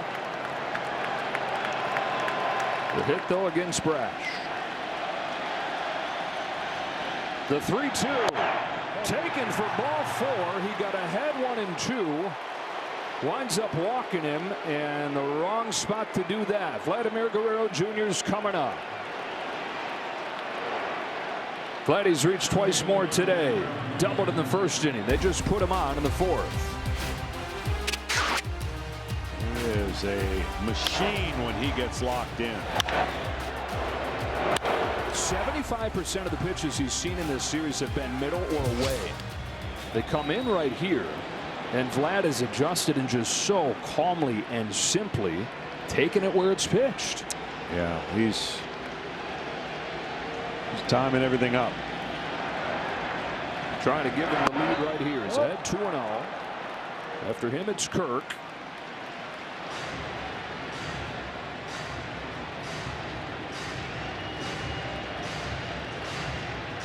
Can make your name as a superstar during the regular season, racking up numbers, but to really go to that next stratosphere, that requires performing in the postseason, and he has done it. His 4th trip to the playoffs, first 3, he was 3 for 21 without an RBI. 471 with 11 knocked in this trip.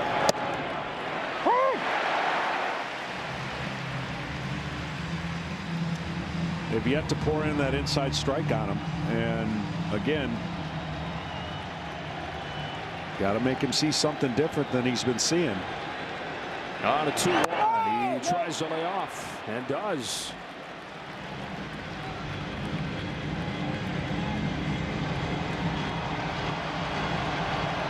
Leadoff single, Addison Barger. Wilson makes the change. Springer doubles him in. After the walk to Lucas, Vlad Jr. swings and misses. Count goes full. And an interesting 1st and 2nd. There's still a base open, but you never consider it that way. Man on 2nd, nobody on 1st. That base open gets occupied with an intentional walk. You cannot give in to him here.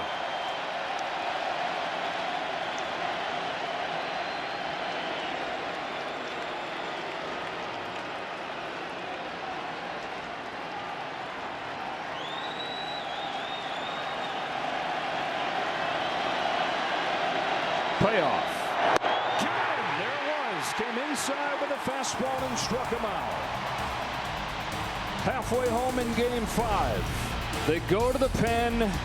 Springer and the Jays make them pay. We're tied at 1.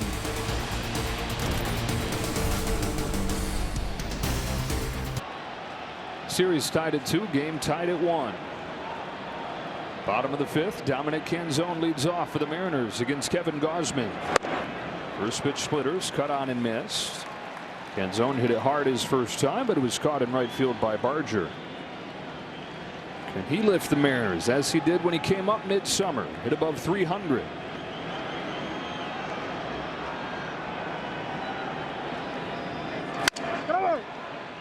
Hit about 200 first couple of years, spot duty in the major leagues. This year he was in the minors for the first 2 months and then got the call with some injuries and was their best guy for a while. Had 11 home runs this year. 3 of them came in 1 game just a month ago in Kansas City. He's not the biggest guy, but the ball really jumps off his bat. Former Arizona Diamondback draft pick, got traded here right after he had made his debut with the D-backs in 2023.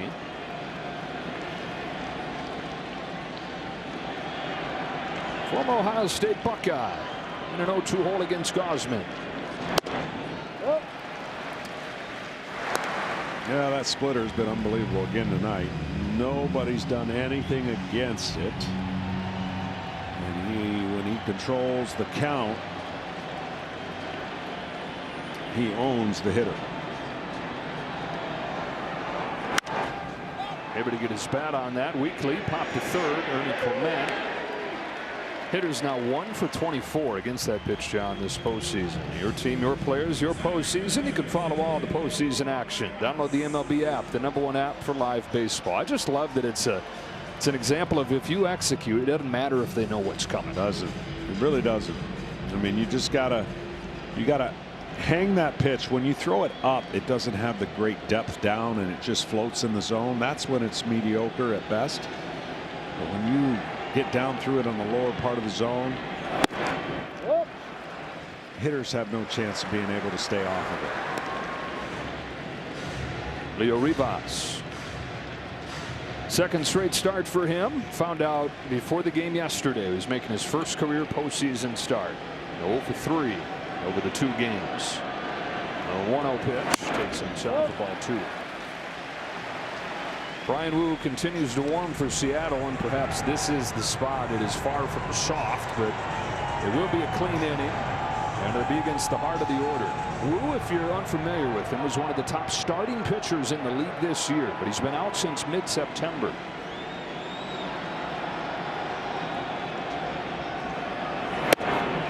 Injured his pec September 19th.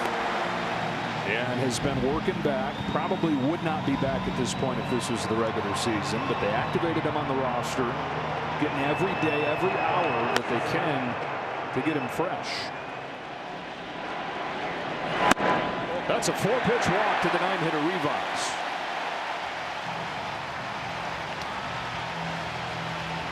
Very unusual for Gausman to do that. This could be a great moment for Seattle, turning the lineup over. Let's get a quick word from FanDuel.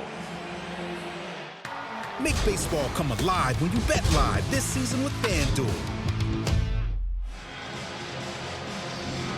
This is the great cat and mouse for Julio Rodriguez. He's going up there after a 4-pitch walk. They're going to talk to him about what pitch and how to attack him. I would think if he sat soft, he's going to get something off speed. Not necessarily a splitter or a slider. I think more slider than a splitter.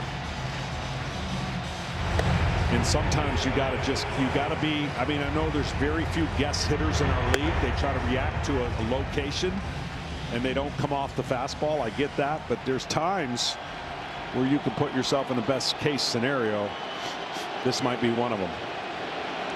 Rivas good speed at first. Bullpen going for the Jays. Gausman to Rodriguez. Strokes a line drive to center field, and it's right at Varsho. He went right with the fastball, and he was on it. But the old Adam ball, right at him.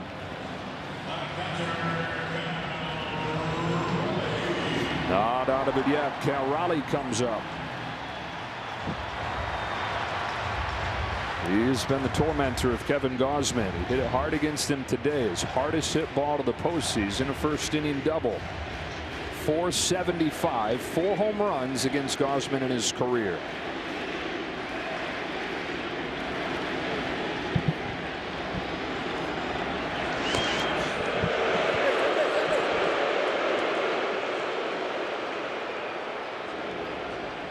You wouldn't think that they'd risk taking the bat out of Big Numper's hands here. I wouldn't think so. But remember, this is the series of expect the unexpected. So Rivas is going to be taken off next pitch. He's not. In the dirt. Good pick by Kirk.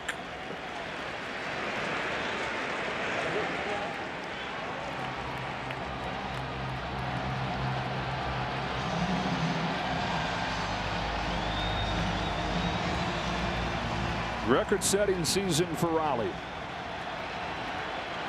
It's continued into October with his 3 home runs.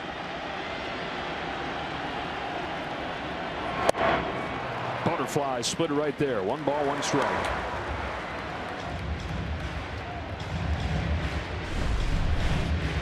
That one just floated away.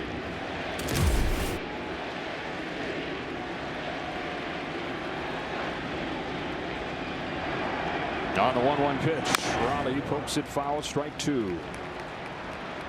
28 years of age, in his 5th year in the majors. He's been a great player for a long time. It just didn't really jump onto the national radar like this until this year. They've known about him around here, loved him around here for years.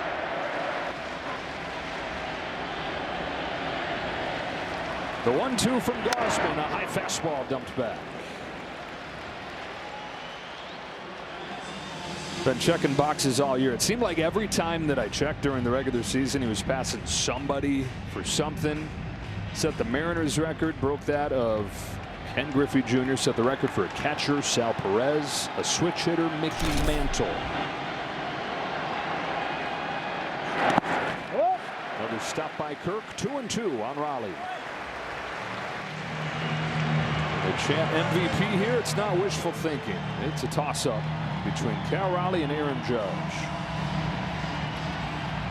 Well, a series like this that's tied 2-2, and who knows, could go 7. It comes down to some simple things as putting the ball in play, who owns 2 strikes, who swings and misses too much with 2 strikes.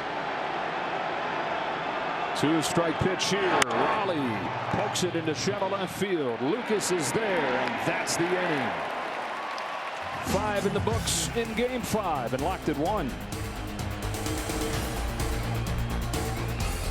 Welcome back to the 2025 American League Championship Series on FS1, presented by Loan Depot. Tied at 1 to the top of the 6th, and it is Brian Wu, who is one of the top starting pitchers in the majors this year. 15-7 with a .294, but he's not pitched in a month. Alejandro Kirk leads off and pokes the first pitch he sees to right center field, headed for the wall. He's headed for second. Canzone's throw is cut off. A leadoff double for Kirk. And a rude greeting for Wu.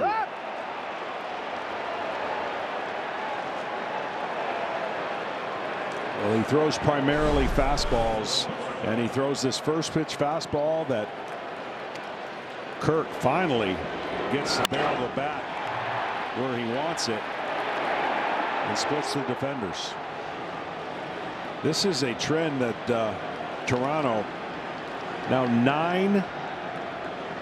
13 times now they've had the leadoff man on in the last 3 games, and 8 of those first 12 have scored. And they're flirting and putting pressure again on the Seattle pitching staff. 4th consecutive inning they've had the leadoff man on. Only been able to cash in the 1 time today. Strike 1 on Varsho. There's that fastball that makes Wu special. Wu at one point this year had 25 consecutive starts of at least 6 innings. In an era like we see today of pitchers getting the earlier hook. Varsho bunts it in the air, foul, and it's 0-2. He was the last piece of this homegrown rotation, and really there was the least amount of hype around him. He was a 6th-round pick. He was coming off surgery at Cal Poly, but he's turned into the best of the bunch. One of the top pitchers in the league this year. First time he's pitched in relief since he was at Cal Poly. Clean inning, but a whole lot different, I've got to imagine. Yeah, absolutely. Your rhythm, your structure, everything you're used to doing, get a little bit out of sync, and you try to do it on the fly. Parachuted right into a postseason game 4. Who out of Alameda, California, in the Bay Area. Didn't even pitch until he was a junior in high school. The arm's still very fresh. His 1-2 to Varsho is high for ball 2. He's been an infielder. He only started pitching because his high school team was desperate for somebody to step up. Had a bunch of injuries his junior year. Look at him now. 25-year-old. Game 5 of the championship series. Kirk at second. Nobody out. 2-2. Ball 3.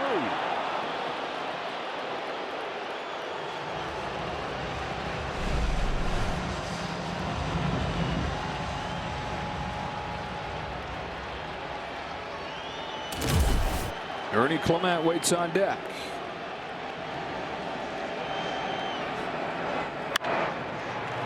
Sky high, shallow left.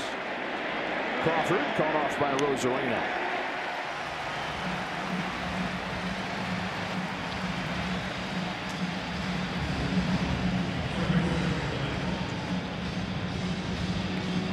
One out. Here's Clement.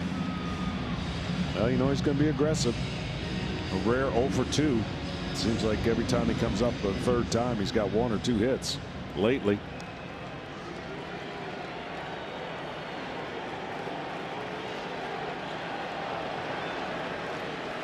The guy in Brian Wu that throws fastballs more than anybody in the majors. Sticks to who he is. Clement, one of the faces of who the Blue Jays are. Bottom of the order, length of this lineup. It's a .450 hitter in the postseason. Down in the 6th spot. Go ahead run at second. 1 gone, 6th inning.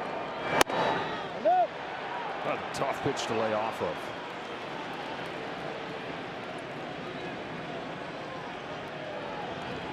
Three, 4, and 5 coming up for the Mariners in the bottom of the 6th. Jorge Polanco down in the batting cage getting ready to lead that off. Doing it right-handed though.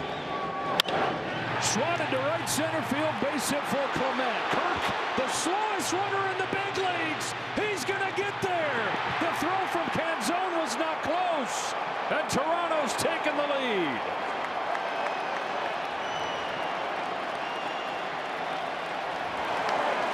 Alejandro Kirk leads off the inning with a double. Scores on a go-ahead hit from Ernie Clement. Yeah, I'm a little surprised by this throw. I thought he had plenty of time to get it ready, and he just had it fading towards third base. Kirk was giving everything he had right there. Yeah, it was enough. They're having a blast with it over there in the Jays dugout. Clement took second with that poor throw, and he'll fan him off. Make sure that he's okay to put the gear on and go back out there to catch. So get out of here. Get out of here, Vlad. Jays, as they've done in this series, have come back. Barger. Bouncer. Rivas. 2 out. Ernie Clement does it again. He does. I mean, this guy has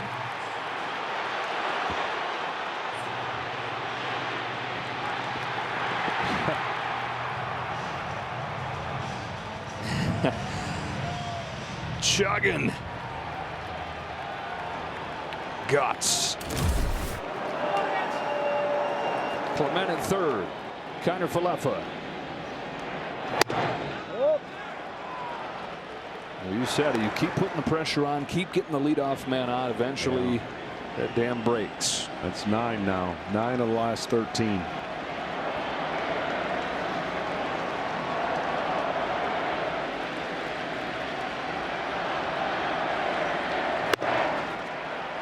No runs over 4+ innings for Bryce Miller. He's taken out of the game. Brash comes in, gives up the tying run.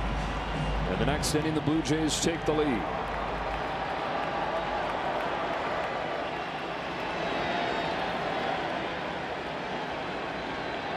Kiner Falefa, 2 hits yesterday.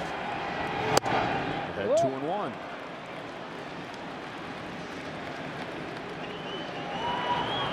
Louis Varlin, rubber arm Louis.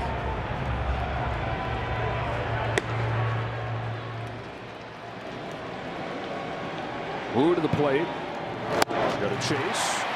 2 and 2.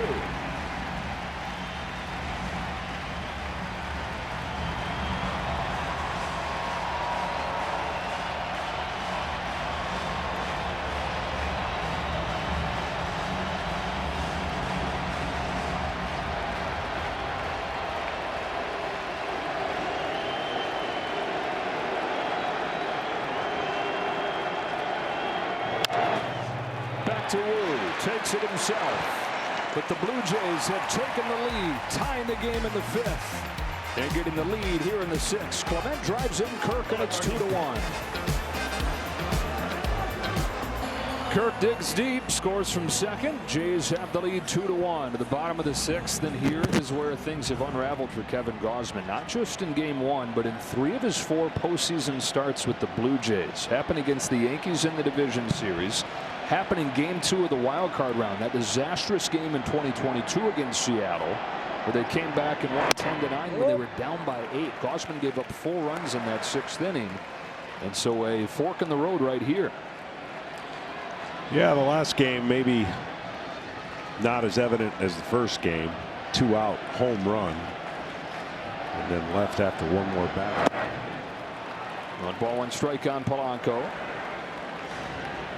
John Schneider told us today that he spent some time reflecting after each game, the decisions he makes, and that he lost some sleep over that one, over taking Gausman out after the home run and then the walk to Rodriguez. And he said when Kevin is at his best, he's missing bats, and he just didn't think that he was missing bats at a very high rate there. He's got more swings and misses today than he had in Game 1.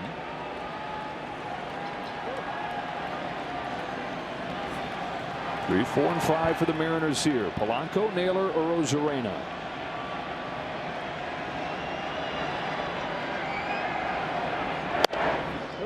Two balls, 1 strike. Well, he's had Polanco's number, and that's not been easy to do this postseason, especially early in this series. Just 1 hit here in Seattle for Polanco. 2-2.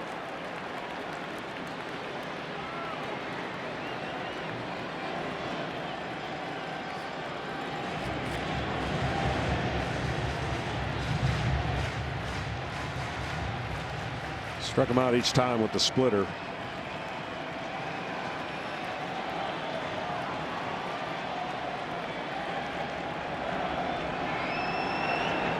Tried to do the same, but it was taken for ball 3.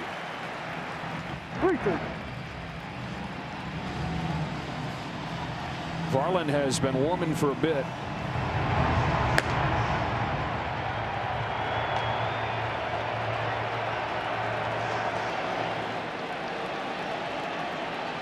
Jays have the lead for the first time. Jorge Polanco leading off the bottom of the 6th. 3-2 from Gausman. Back to the splitter. Cue shot to short. Jimenez throws him out 1 away. They have the lead with Alejandro Kirk scoring from second, and that was a beauty to watch right there, Tom Verducci. What a daring send by Carlos Febles, and here's why. It's the first time this year that Kirk has scored from second base on a single. 11 times he was on second for a single. 11 times Carlos Febles put the stop sign up. So here we are in Game 5 of the ALCS with only 1 out. And he gives him the green light, and I thought for a moment there Carlos was actually going to beat him to the plate when he ran down that line. It just goes to show you, Joe, as an outfielder, you must know your runners like an infielder. You don't need a great throw. Take your time and make just a good throw.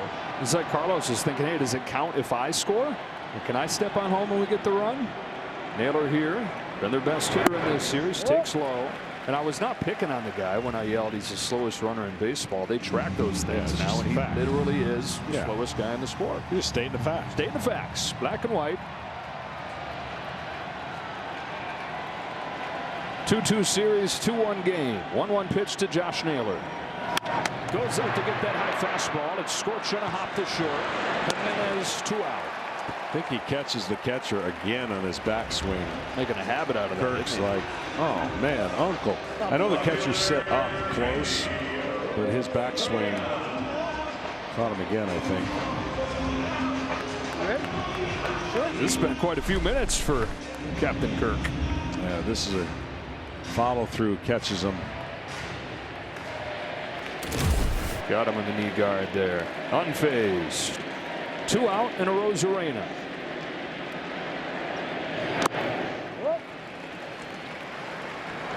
Oh for 2 today and 6 for 40 in the playoffs.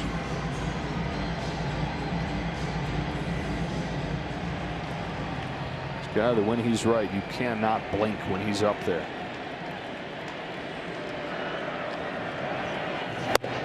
Ahead 2-0.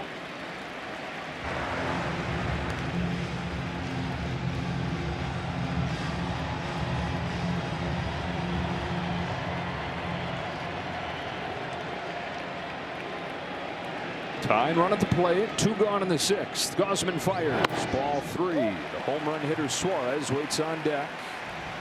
I wonder if that is where John Schneider will say that's it, and not let Suarez get another look at a guy that he's already taken deep.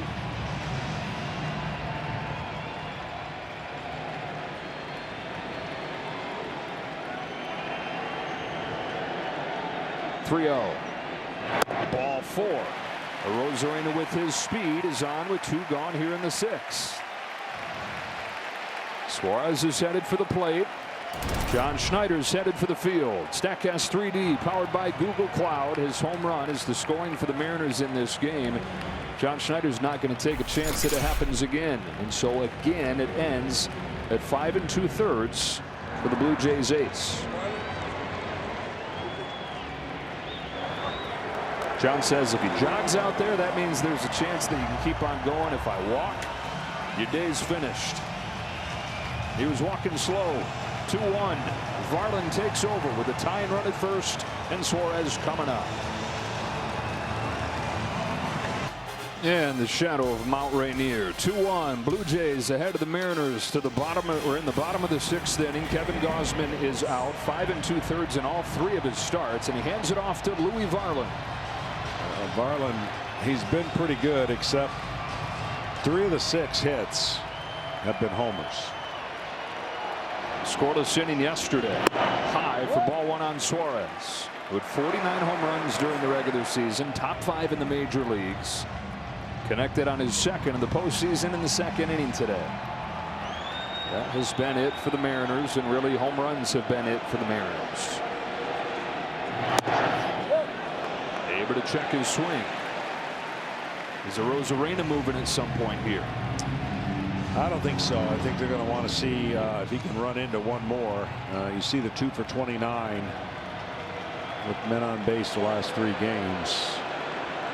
Tells the story. They have out-homered the Jays, but twice as many strikeouts as we detailed, and then those numbers. Well, I think he will have the green light. So you can't just lay one in there. You can't assume he's taken.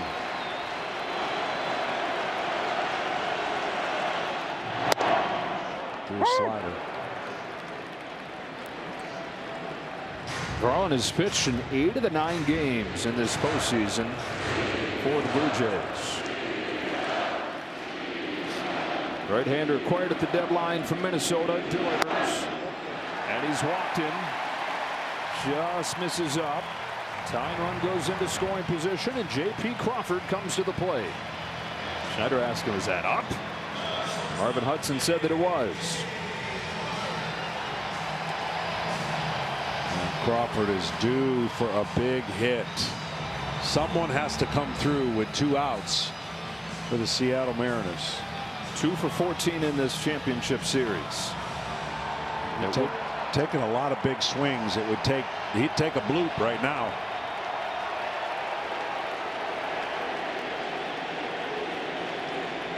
Two on, 2 out. Varland deals. Crawford takes it down the middle.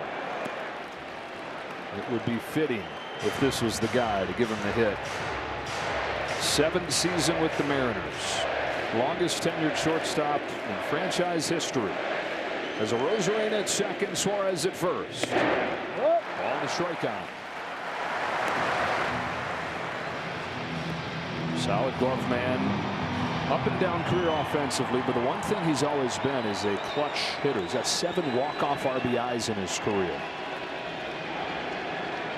On this 1-1, Crawford takes low, ball 2.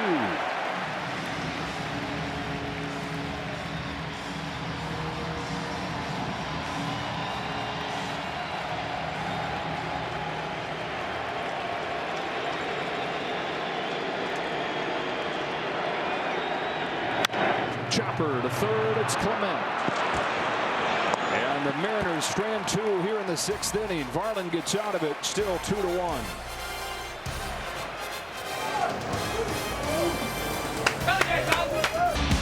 Dodgers are going for the sweep in just a few minutes over on TBS. Their staff has a 1.54 ERA in this postseason, and Shohei Ohtani goes to the mound to try and finish it off. If the series continues, Game 5 tomorrow at 8 o'clock Eastern. We'll be with you for Game 6 on Sunday from Toronto. Andres Jimenez. Brian Wu stays in. Jimenez pokes the first pitch foul. Jays tied this game in the 5th inning.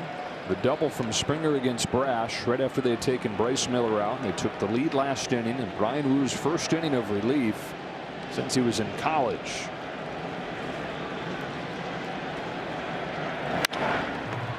Warm burner to second. Rivas.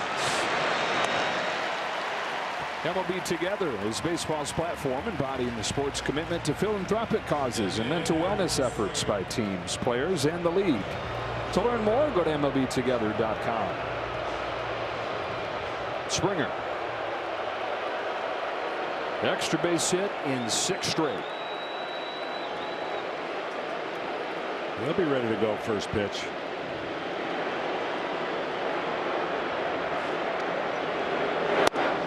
Out of 6, 3 home runs and a double on the first pitch in the playoffs. Yep.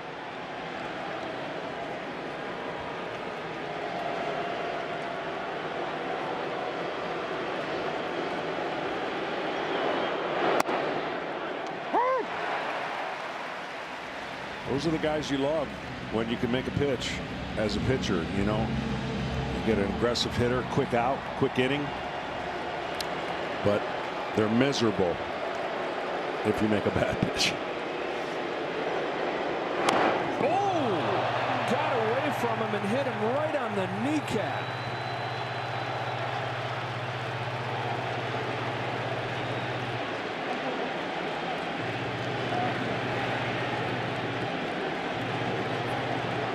That sounded terrible. Yeah, this one just races in and catches him right on the top of the kneecap. As you're right. I mean, that is the sound alone. Oh.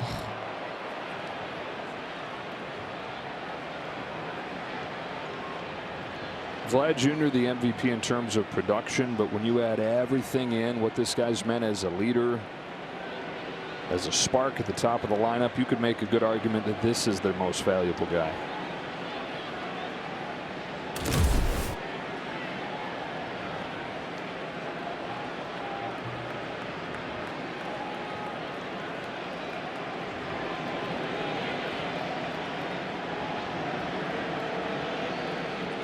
John Schneider was just talking to us today about how it's been the best of both worlds with George. You know, got the veteran experience. He's played in 75 postseason games, but also that he's like a kid, has so much fun down there, and everybody feeds off of that. Everybody else can kind of fall into place and just do their job because they know they got George.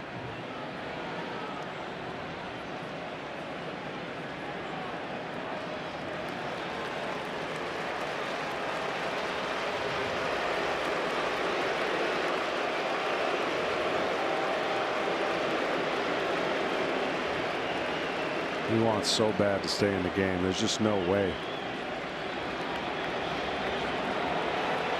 Oh, he's gonna. Sure. Golly. You could tell he wants to stay so bad, but they're going to have to override something if they feel at all he could chance to further hurt himself. But obviously the big issue here is running the bases. It is worth mentioning he is the DH. So you don't have to worry about him running around in the outfield. It's just, my gosh, can't even walk.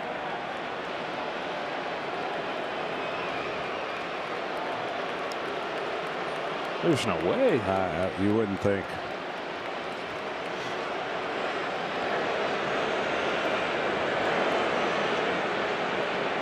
Sometimes they say cover your eyes, cover your ears if you're queasy.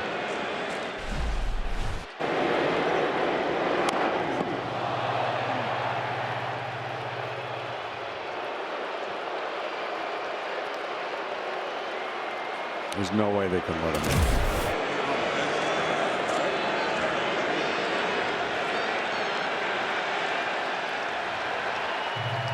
And they won't.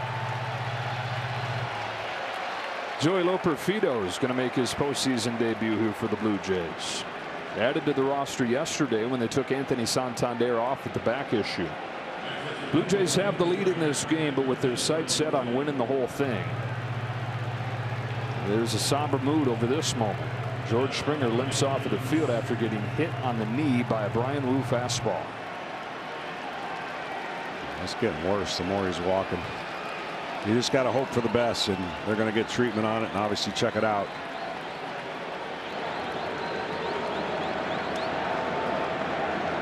Loperfido, by the way, one of the fastest guys in baseball, over there at first base with Nathan Lucas at the plate.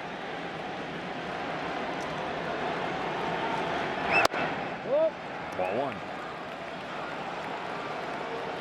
Double and a walk today for Lucas, guy that started this season as their fourth outfielder, just trying to hang on, happy to be in the big leagues, hitting .345 in the playoffs as the two hitter for the Jays.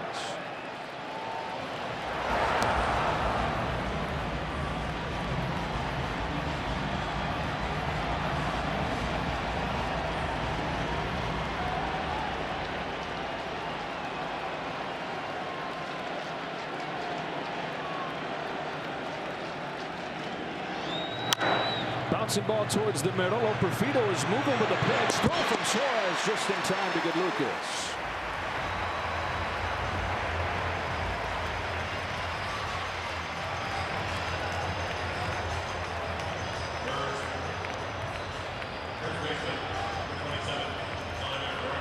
So Loperfido's into scoring position. Spire warming again. Rizardo joins him. Going to put Vlad Jr. on here. Second time they've walked him intentionally in this game, and the third time in this series.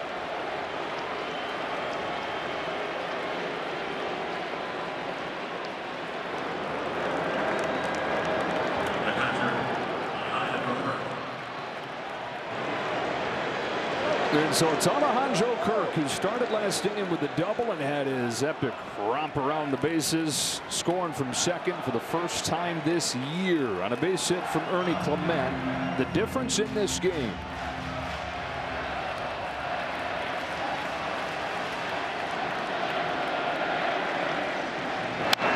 Fouls off Wu's first pitch.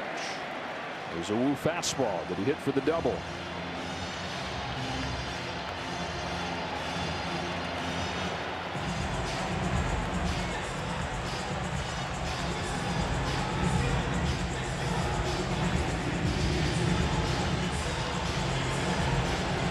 Only one clean inning. 6 of the 7 have been traffic on the bases. Bouncing ball. Wu pounces on it, flips it over to first to get Kirk. And on the top of the 7th inning, we stretch in game 5 in a 1-run game.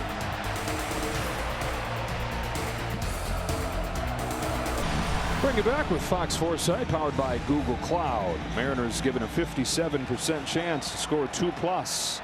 Led the majors in 1-run wins this year. Trail this game 2-1. Thanks to Google Cloud for these real-time insights. Dominic Canzone takes a first pitch changeup from Louis Varland downstairs. For the Mariners in the 7th inning, it's 8-9-1. Canzone, Rivas, and Rodriguez. Canzone would love a chance to atone for his errant throw that aided Kirk in scoring the go-ahead run. And Canzone in right field. Robles normally there. He's really good defensively, but the bat has been such a problem that Robles not in the lineup. Canzone is. Ball 2 from Varland.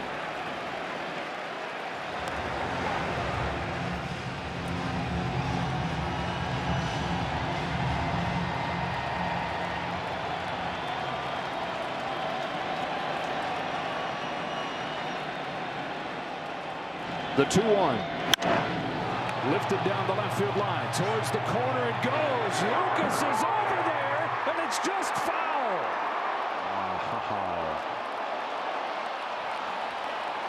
Man, oh man. Threatened to hit that foul pole. Let's see how much that missed by. Dan Wilson's not convinced that it did.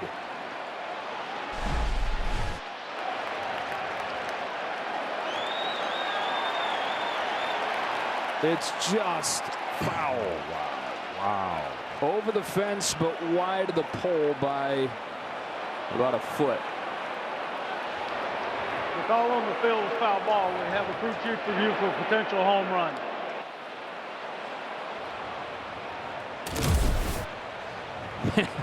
That flight of that ball was rich with tension and drama. Replay review is presented by Zoom. Off the bat, it was like, yeah, fly ball to the corner. Maybe. Wait a minute. And then it was foul. You do get 2 challenges in the postseason. But this one's a crew chief. Okay, so he'll still have 2.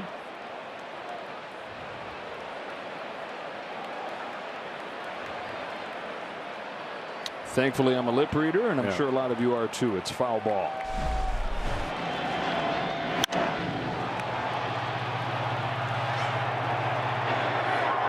We said that the issue for Lou Varland has been the long ball. There's not been a lot against him, but has given up 3 home runs in this postseason.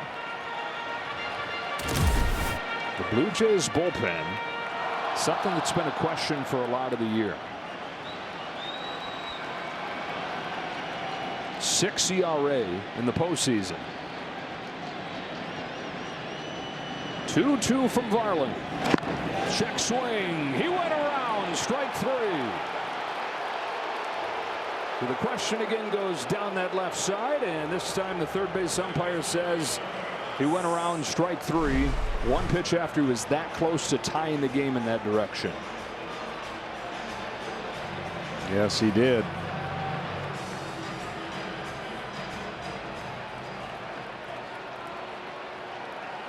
One out for Rivas.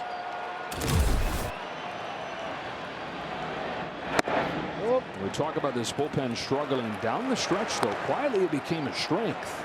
In fact, the Blue Jays have not lost a game that they held a lead in since September 1st. 1 ball, 1 strike.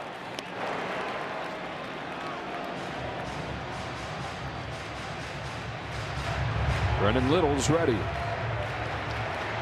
Julio Rodriguez waits on deck as Rivas is ahead 2-1. Keep on going to Varland. John Schneider unfazed by those deep balls. He said he loves this guy. He got at the deadline. Took him some time before he was comfy with his new team, his new city. He's a Minnesota kid. He had pitched for his hometown team. It's the only organization that he had known.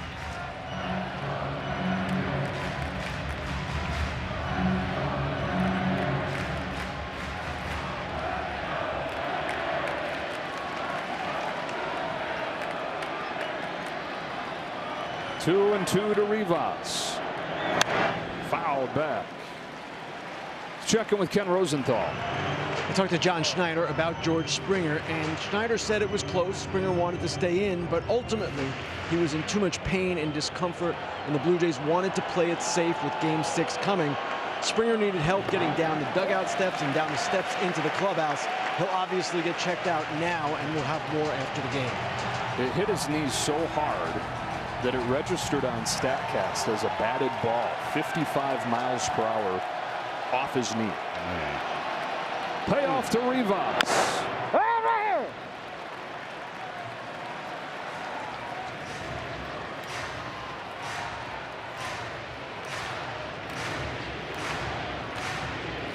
Rivas looking for his first hit of this series, but he's continued to give him these long at-bats. 8th pitch coming here. Top of the order waiting.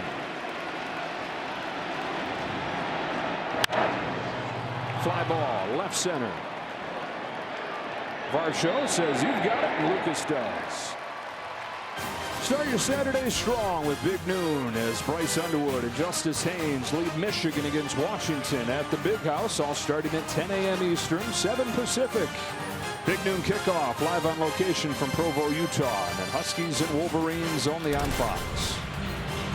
Well, Rodriguez moved up to hit leadoff, and the game finds him right here as the tying run with 2 gone in the 7th. Rip and a miss.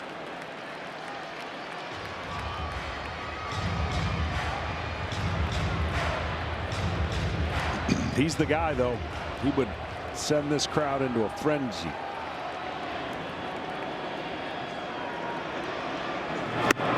Back-to-back breaking pitches to put him in an 0-2 hole.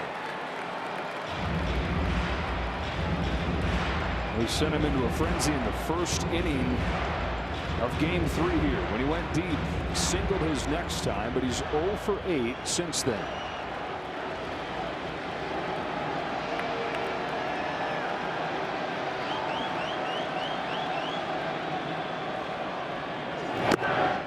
Stuck with the breaking stuff. Rodriguez took this one.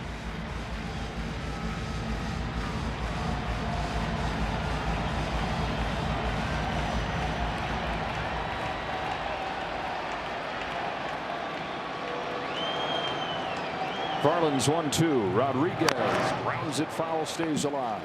4 pitches, all curves. Sticking with that. Yeah, I mean, what you don't want to do is make that mistake middle to middle in. So stay away. He did, and he struck him out. Louis Varland, who they keep on leaning on, standing tall. A 1-2-3 7th and a 2-1 lead for the Blue Jays.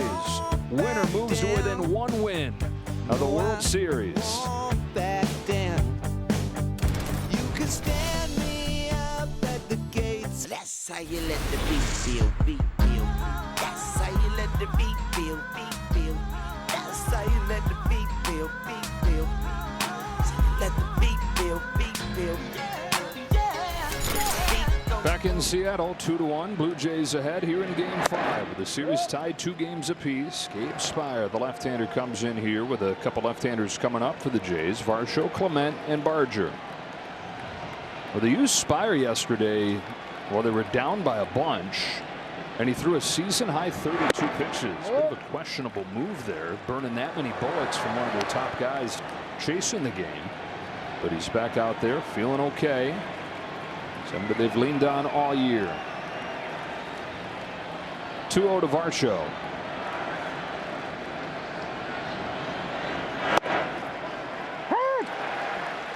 Yeah, the old day off can be a burden for relievers because you're like, oh, you got a day off. You can go 3 in a row and do all these things. And I definitely think that the staff has been worked a lot because the Blue Jays have been just grinding out at bats. Nothing easy. I mean, they easily could have 5-6 runs tonight. And credit Seattle for at least limiting the damage down to 2. Bases loaded, nobody out. They didn't get a couple man on seconds, nobody out. Got 7 hits, 4 walks, a hit batter. I wanted the 2 runs to show for it. Seattle's pitchers have kept them in this game, but it's the same story for the offense. All they've had is the one big swing from Suarez. A 3-2 from Spire to Dalton Varsho. Easy one for Crawford. And in the 8th.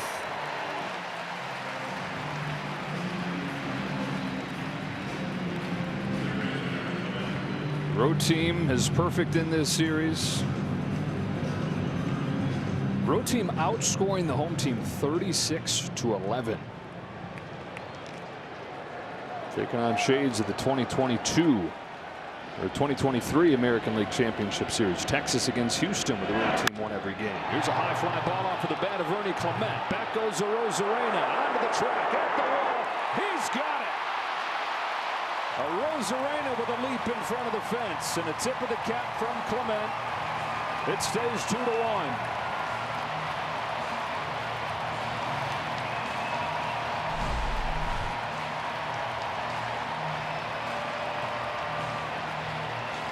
Would have been close.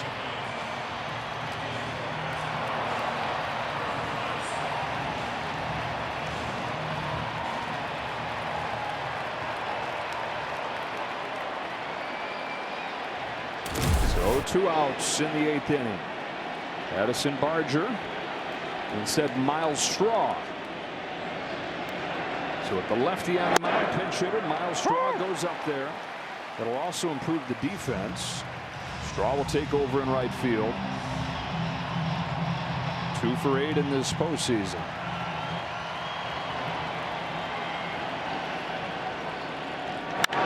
Straw leans out, sends a fly ball to center field. Rodriguez on the run. He's there. 2, 3, and 4 coming up for Seattle. Cal Raleigh to lead things off in a 2-1 game.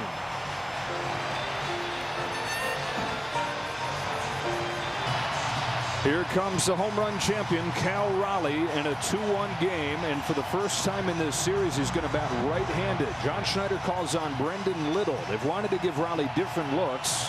Faces him for the first time here, representing the tying run, bottom of the 8th. Little misses away.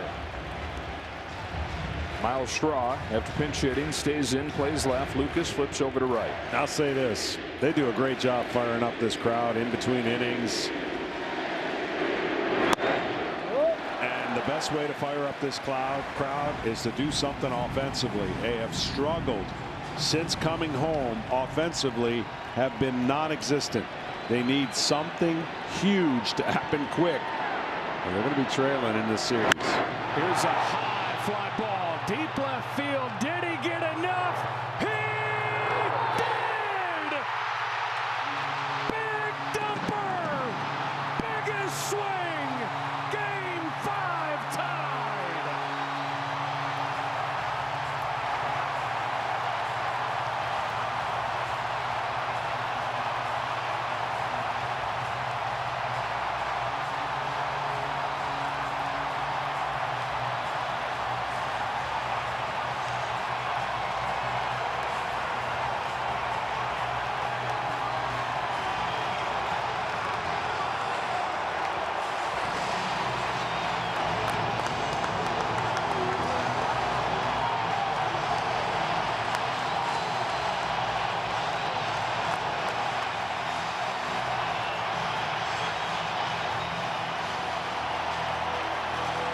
See, that's louder than anything they've done in between innings. That is a moment.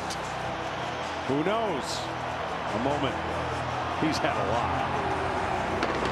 He dumps 64 over the left field wall and ties game 5. This is the highest home run I've seen live, and there was still doubt that this was going to be robbed. And you called it. Is it enough? And it was barely enough.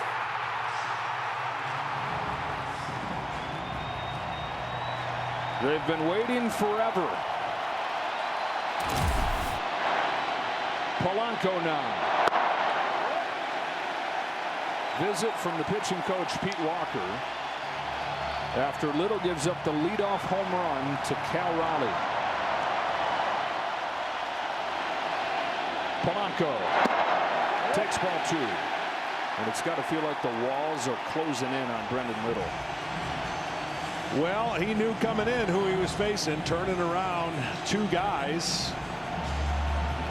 And only guaranteed to face one lefty, really, and that's the 3rd hitter, Naylor.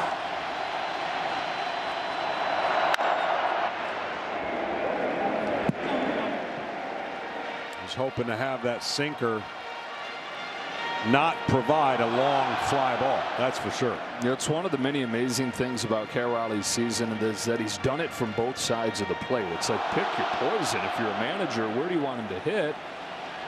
That's been the biggest change from previous years. He crushes left-handed pitching. Came into the year with an OPS for his career against lefties of 700, which is below league average OPS. This year it's above 1,000. MVP territory from his weaker side. And he's just a, oh shucks. Oh shucks, that home run. It's part of why it's so easy to love him. He's the everyman. 2-2. And the dirt, ball 3. Mariners now getting greedy. They've tied it. Got their 3-hitter up there with a 3-2 count.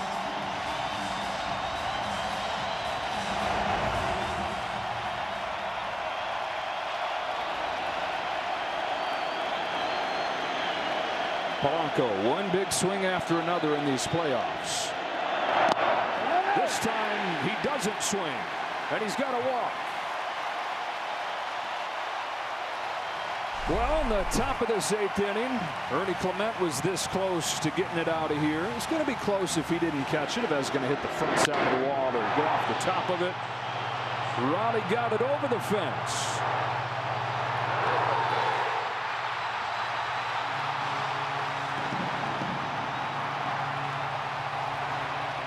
The first late drama of this ALCS.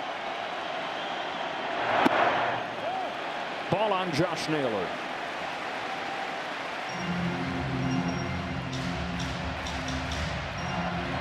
It's been amazing how much Toronto's pressure has been on Seattle, and yet you would think they would have, like we talked about, 5 runs. They only have two swings. And Seattle's got this game tied with 2 solo home runs.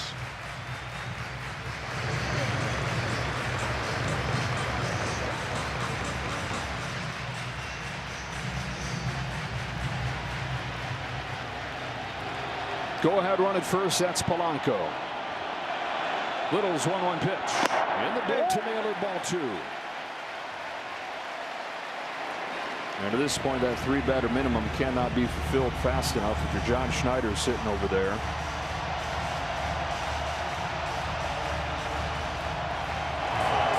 Dominguez ready for Rosarena. Mariners hoping that it's too late. 2-1.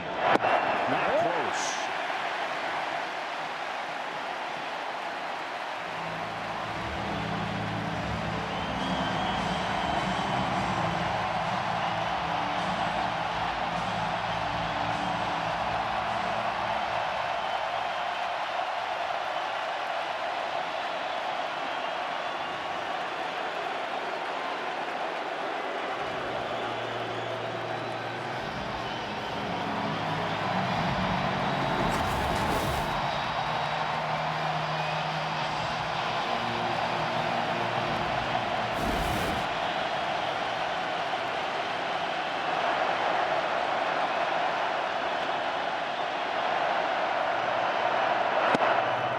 Brain 2.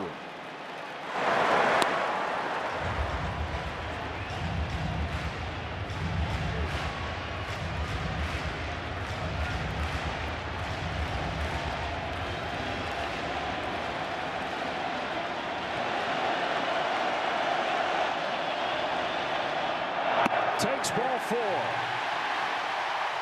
Go ahead run into scoring position. John Schneider back to the bullpen.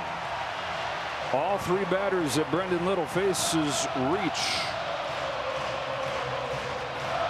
Reach, an understatement for what Cal Raleigh did to start this inning.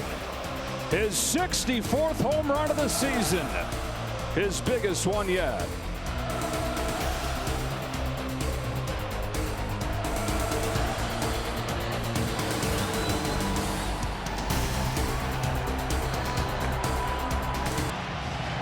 Brendan Little against the teeth of the lineup here succumbs. Sir Anthony Dominguez comes on. 2 on, nobody out in a 2-2 game. Randy Arozarena takes downstairs, ball 1. And if you're wondering, is there a chance he could bunt? What say you, Joe? No chance. He's never laid down a bunt in his career. 2 balls and no strikes. The leaping defensive play in the top of this inning. A nightmare of a postseason for Randy Arozarena, but he's got a chance to play hero right here. Mariners looking for the lead, looking for the World Series for the first time ever. Wow. 2 balls and 1 strike. He came unglued on a fastball that was on a tee. Wow.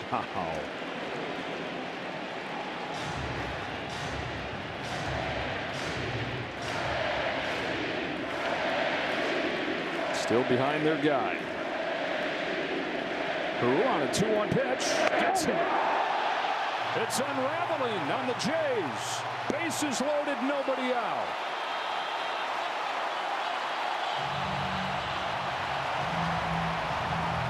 You hit a guy who can't hit. Well, scenario is flipped now. Bases loaded, nobody out. And this is not one of those that you try to just give up 1 run, because it's the bottom of the 8th and you got to go with the infield in, a swing and miss type guy, strikeout. Suarez, 1-0.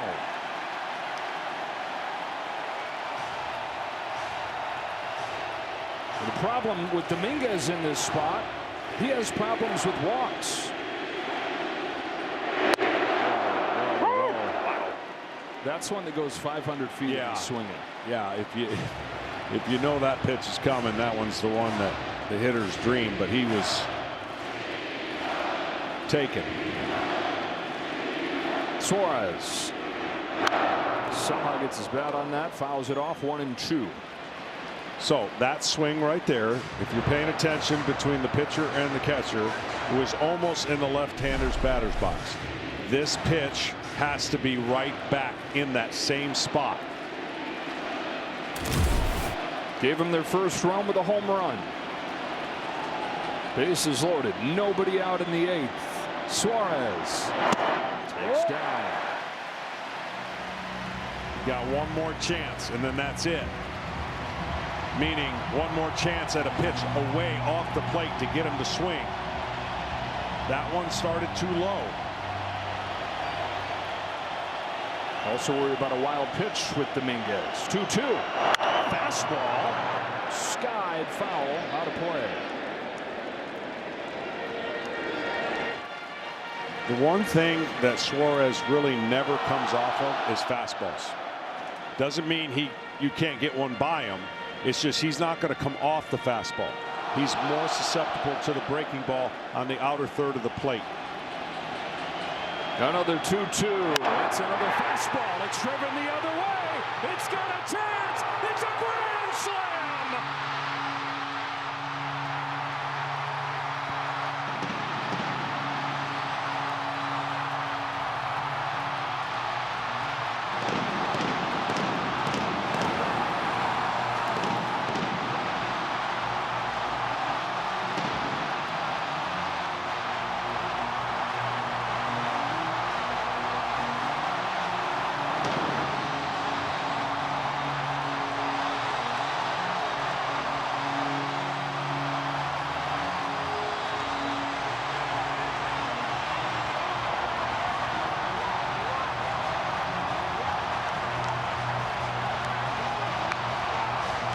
Seattle is shaking.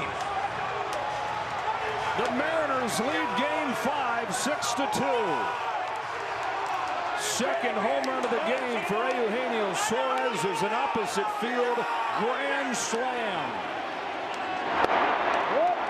I just can't believe they went with a fastball, and just that pitch selection right there with a guy that's been struggling and never comes off the fastball.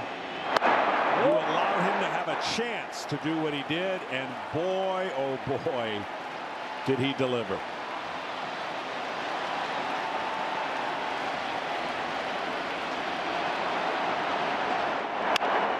Crawford flexes one into shallow left center field, and finally the first out of the inning. After the 4th grand slam of the year from Suarez. Fastball, same swing, maybe a little late, but the power and the ability to hit a fastball has never been questioned by Suarez. It's can he stay off the breaking ball? Wow. Canzone with one away.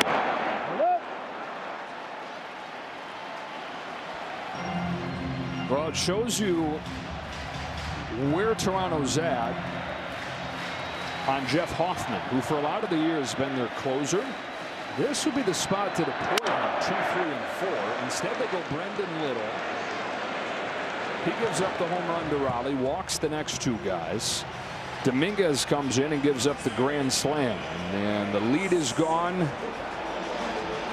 It's a helpless feeling, right? The managers both have had some decisions that when they work out they could feel great, but then they don't, and it's a gut. It's just like in the bottom of your gut. You trust your guy. The guys that come in normally would do X. They didn't. Rivas grounded to second. The Mariners had 7 runs in the 3 games here coming into this 8th inning. They get 5 and change everything. Raleigh tied it. Suarez popped the top off this place with a grand slam to the 9th. Play Ball is baseball's global youth initiative to highlight the fun and accessible ways to play our great game. To learn more, including how to find a league near you, go to playball.org and follow @playball on X, Facebook, and Instagram. Mariners 3 outs away from becoming the first home team to win a game in this championship series. Andres Munoz, well rested, has not pitched since Sunday. Flames in a strike to Isaiah Kiner-Falefa. 6 1/3 in this postseason, has not given up a hit. A little bit outside. 1 ball, 1 strike. It took 3 games for this place to really rock. It wanted too badly those first 2 games. Sure did. With Robles into the game playing right, replacing Canzone. But when it rocked good. First it was Raleigh, and then it was Suarez, his 2nd of the day. All 6 runs for the Mariners via the home run. 11 out of the 12 in the 3 games here. Live by it, die by it, and in game 5, living. Yeah, a lot of things had to happen though to get those home runs, and a lot of pitches, a lot of takes, and some big walks.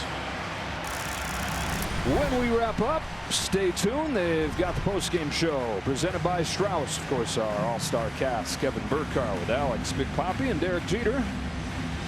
Right when we wrap up. Update you on the Dodgers-Brewers game. They'll tee up game 6 of this series in Toronto Sunday night. Strikeout on Jason Jimenez. Trey Savage in his 9th major league, or in his 6th major league start, is going to try to save the Blue Jays season. I mean, this game, obviously it never could happen this way, but if this game was played 10 straight times the same way, the Blue Jays, with all that traffic, will have done damage. 6 runs, 7 runs. They didn't get it done tonight. Seattle was able to make plays and get out of those jams, and then they were in the game long enough to get 2 huge swings in the 8th inning. You can't keep flirting against the Toronto Blue Jays, though. If you're Seattle, even though you may be up 3 games to 2, you're going to have cleaner innings, because that place in Toronto will be just as loud as here, and that offense is still not going anywhere. Logan Gilbert, the likely starter for the Mariners. He did not pitch great when he faced this lineup in game 2. Lazy fly to the Rosarena, 2 gone in the 9th.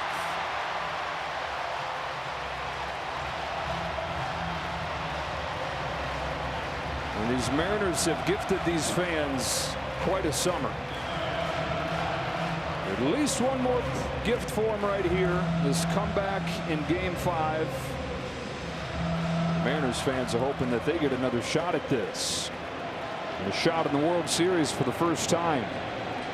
Loperfido. I mean, they have been the most active fans. Now, granted, they have never been to the World Series, and they knew coming home really only had to win 2. Now they're lucky enough to be in a situation to only have to win 1 more, it looks like. But this crowd is like had a huge party all day, and for the last 3 days, this one felt the best.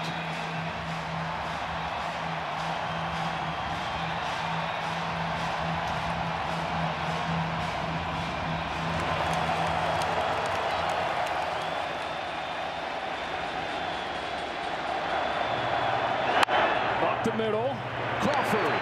So close they can taste it.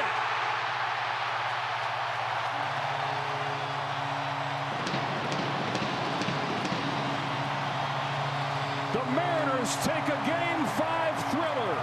Their 1 win from the World Series.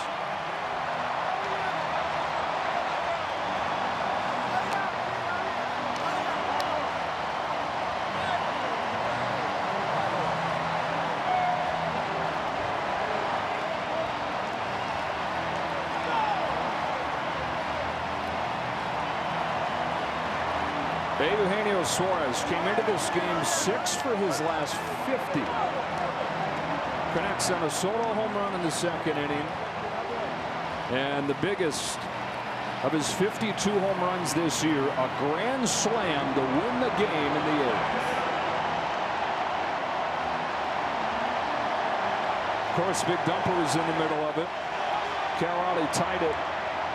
His 4th home run of the postseason, 64th overall. It was the home run that defined this team all year. That and the pitching. And don't forget about the pitching in this game. Just 2 runs allowed. Here's the swing, though, that they'll talk about forever. You're not kidding. I mean, fastball, center cut. If nothing else, it was going to get the lead run in, and it ended up getting 4 runs in. And it's a moment. They were waiting for the moment. They got the moment. Now they have to cash in after a day off and head to Toronto. Well, they have the double, and they've been playing that for 3 decades. Now they have the grand slam. It's Eugenio Suarez giving the Mariners a 6-2 lead, and he stands by with Tom Verducci. Thanks, Joe. Gino Suarez, 12 years in the major leagues, more than 300 home runs. But this trip around the bases, tell me what that felt like, what you were thinking. Obviously, this is the biggest home run in my career. Woo!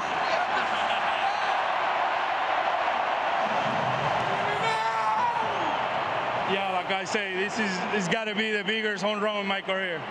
It was so special. I've been waiting this for a long time. It's been a while to have a game like this today. It was awesome to be able to hit that grand slam there and give it a win to my team, to the fans. They've been here support us all year long, all season series. Nobody says it's gonna be easy, but you gotta fight. You gotta stay in the fight, never quit. And I glorify God because He gave me the power. He put everything on myself. I lock in myself right there and just try to drive one in, and God is good, and I dream for. Well, Gino, take me through that at bat, because it wasn't just one swing. 6 pitches, an epic at bat. What was your approach, and how did it change with 2 strikes? I mean, I know I got a good stop. I tell myself, don't let that fastball beat you. I knew at some point he's gonna throw me one right there. Not try too much, lock myself in and try to put a ball in play. I know I got enough power to at least drive my in, and I hit that big fly right there, and now we win the game. Gino, it's your 2nd time here with Seattle. You know what baseball means. What's the Mariners mean to this town? Right now, the Mariners are closer to the World Series than they've ever been. You have the opportunity to go to the World Series in Toronto in Game 6. Tell me about that opportunity and what it means for this franchise and this city. It would be special. This year has been special for everybody in this organization. For our fans, they've been waiting a long time for this moment, and we're here to give it them. We're here to fight for a World Series, not only for the ASL job. We're here to fight for a World Series. We want to give it to them. We want to stay in the fight, and we need them to stay with us in the fight. Congratulations, Gino. Thank you so much. Well, a couple of guys have added their names right along there with Edgar Martinez in postseason heroics. Jorge Polanco in the division series. Cal Raleigh, Eugenio Suarez here in a memorable Game 5 of the championship series. The Mariners are a win away from their first trip to the World Series with a 6-2 win. The comeback rally shoe worked. Kevin, take it away.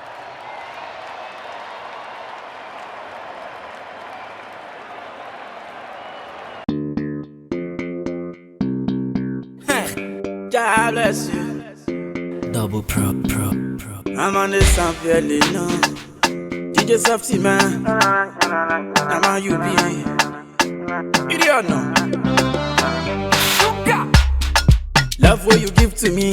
It's sweet past you got cane. I not go like you dey hide me past cocaine. See the way she just the wine. She the one pass up piano do. I swear to God, now she did do me do. Comforting, give me love again. Give me love again. If you give me love again, I will never go away. Comforting, give me love again. Give me love again. If you don't give me love again, it gon' make me go insane. Comforting, yeah.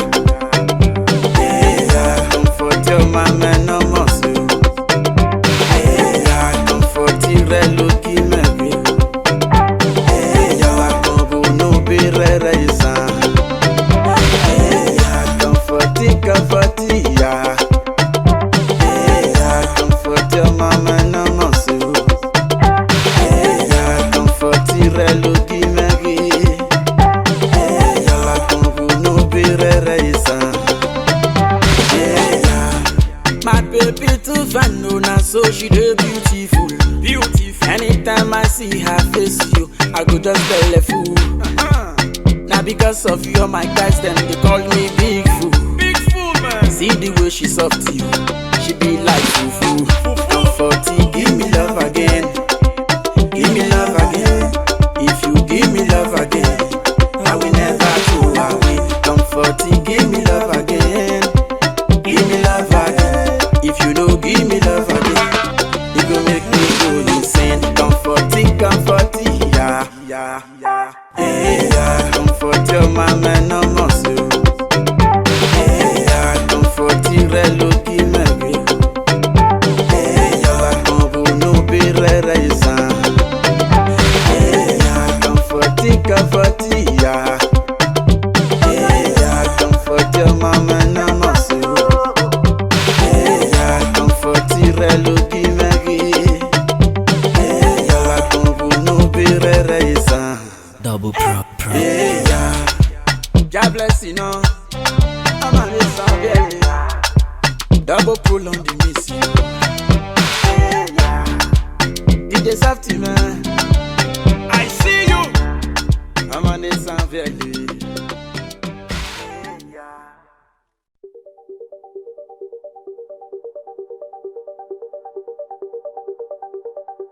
Как тяжко мертвецу среди людей, живым и страстным притворяться. Но надо в общество втираться, скрывая для карьеры лязг костей. Живые спят, мертвец встает из гроба, и в банк идет, и в суд идет, в сенат. Чем ночь белее, тем чернее злоба, и перья торжествующе скрипят. Мертвец весь день трудится над докладом, присутствие кончается, и вот нашептывает он, виляя задом, сенатор узкобрезный анекдот. Уж вечер мелкий дождь зашлепал грязью прохожих и дома и прочий вздор. А мертвеца другому безобразию с крыши ощущений несет таксомотор.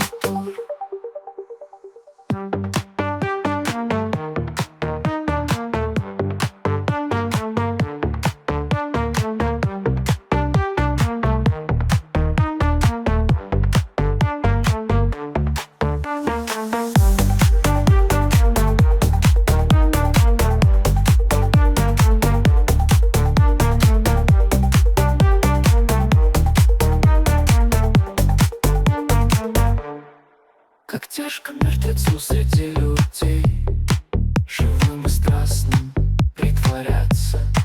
Но надо в общество втираться, скрывая для карьеры лязг костей. Живые спят, мертвец встает из гроба, и в банк идет, и в суд идет, и в сенат. Чем ночь белее, тем чернее злоба, и перья торжествующе скрипят. Мертвец весь день трудится над докладом, присутствие кончается, и вот нашептывает он, виляя задом, сенатор узкобрезный анекдот. Уж вечер мелкий дождь зашлепал грязью прохожих и дома и прочий вздор. А мертвеца другому безобразию с крыши ощущений несет таксомотор.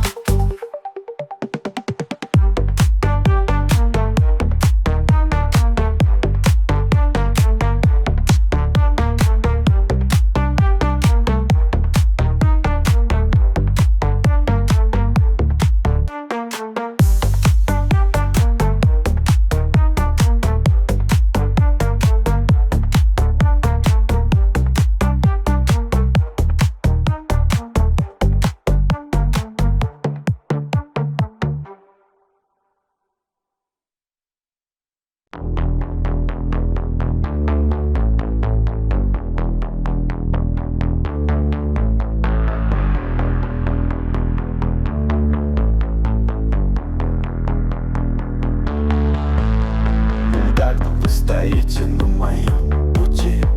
Такая живая, такая красивая, но такая измученная. Говорите все печально, думаете о смерти.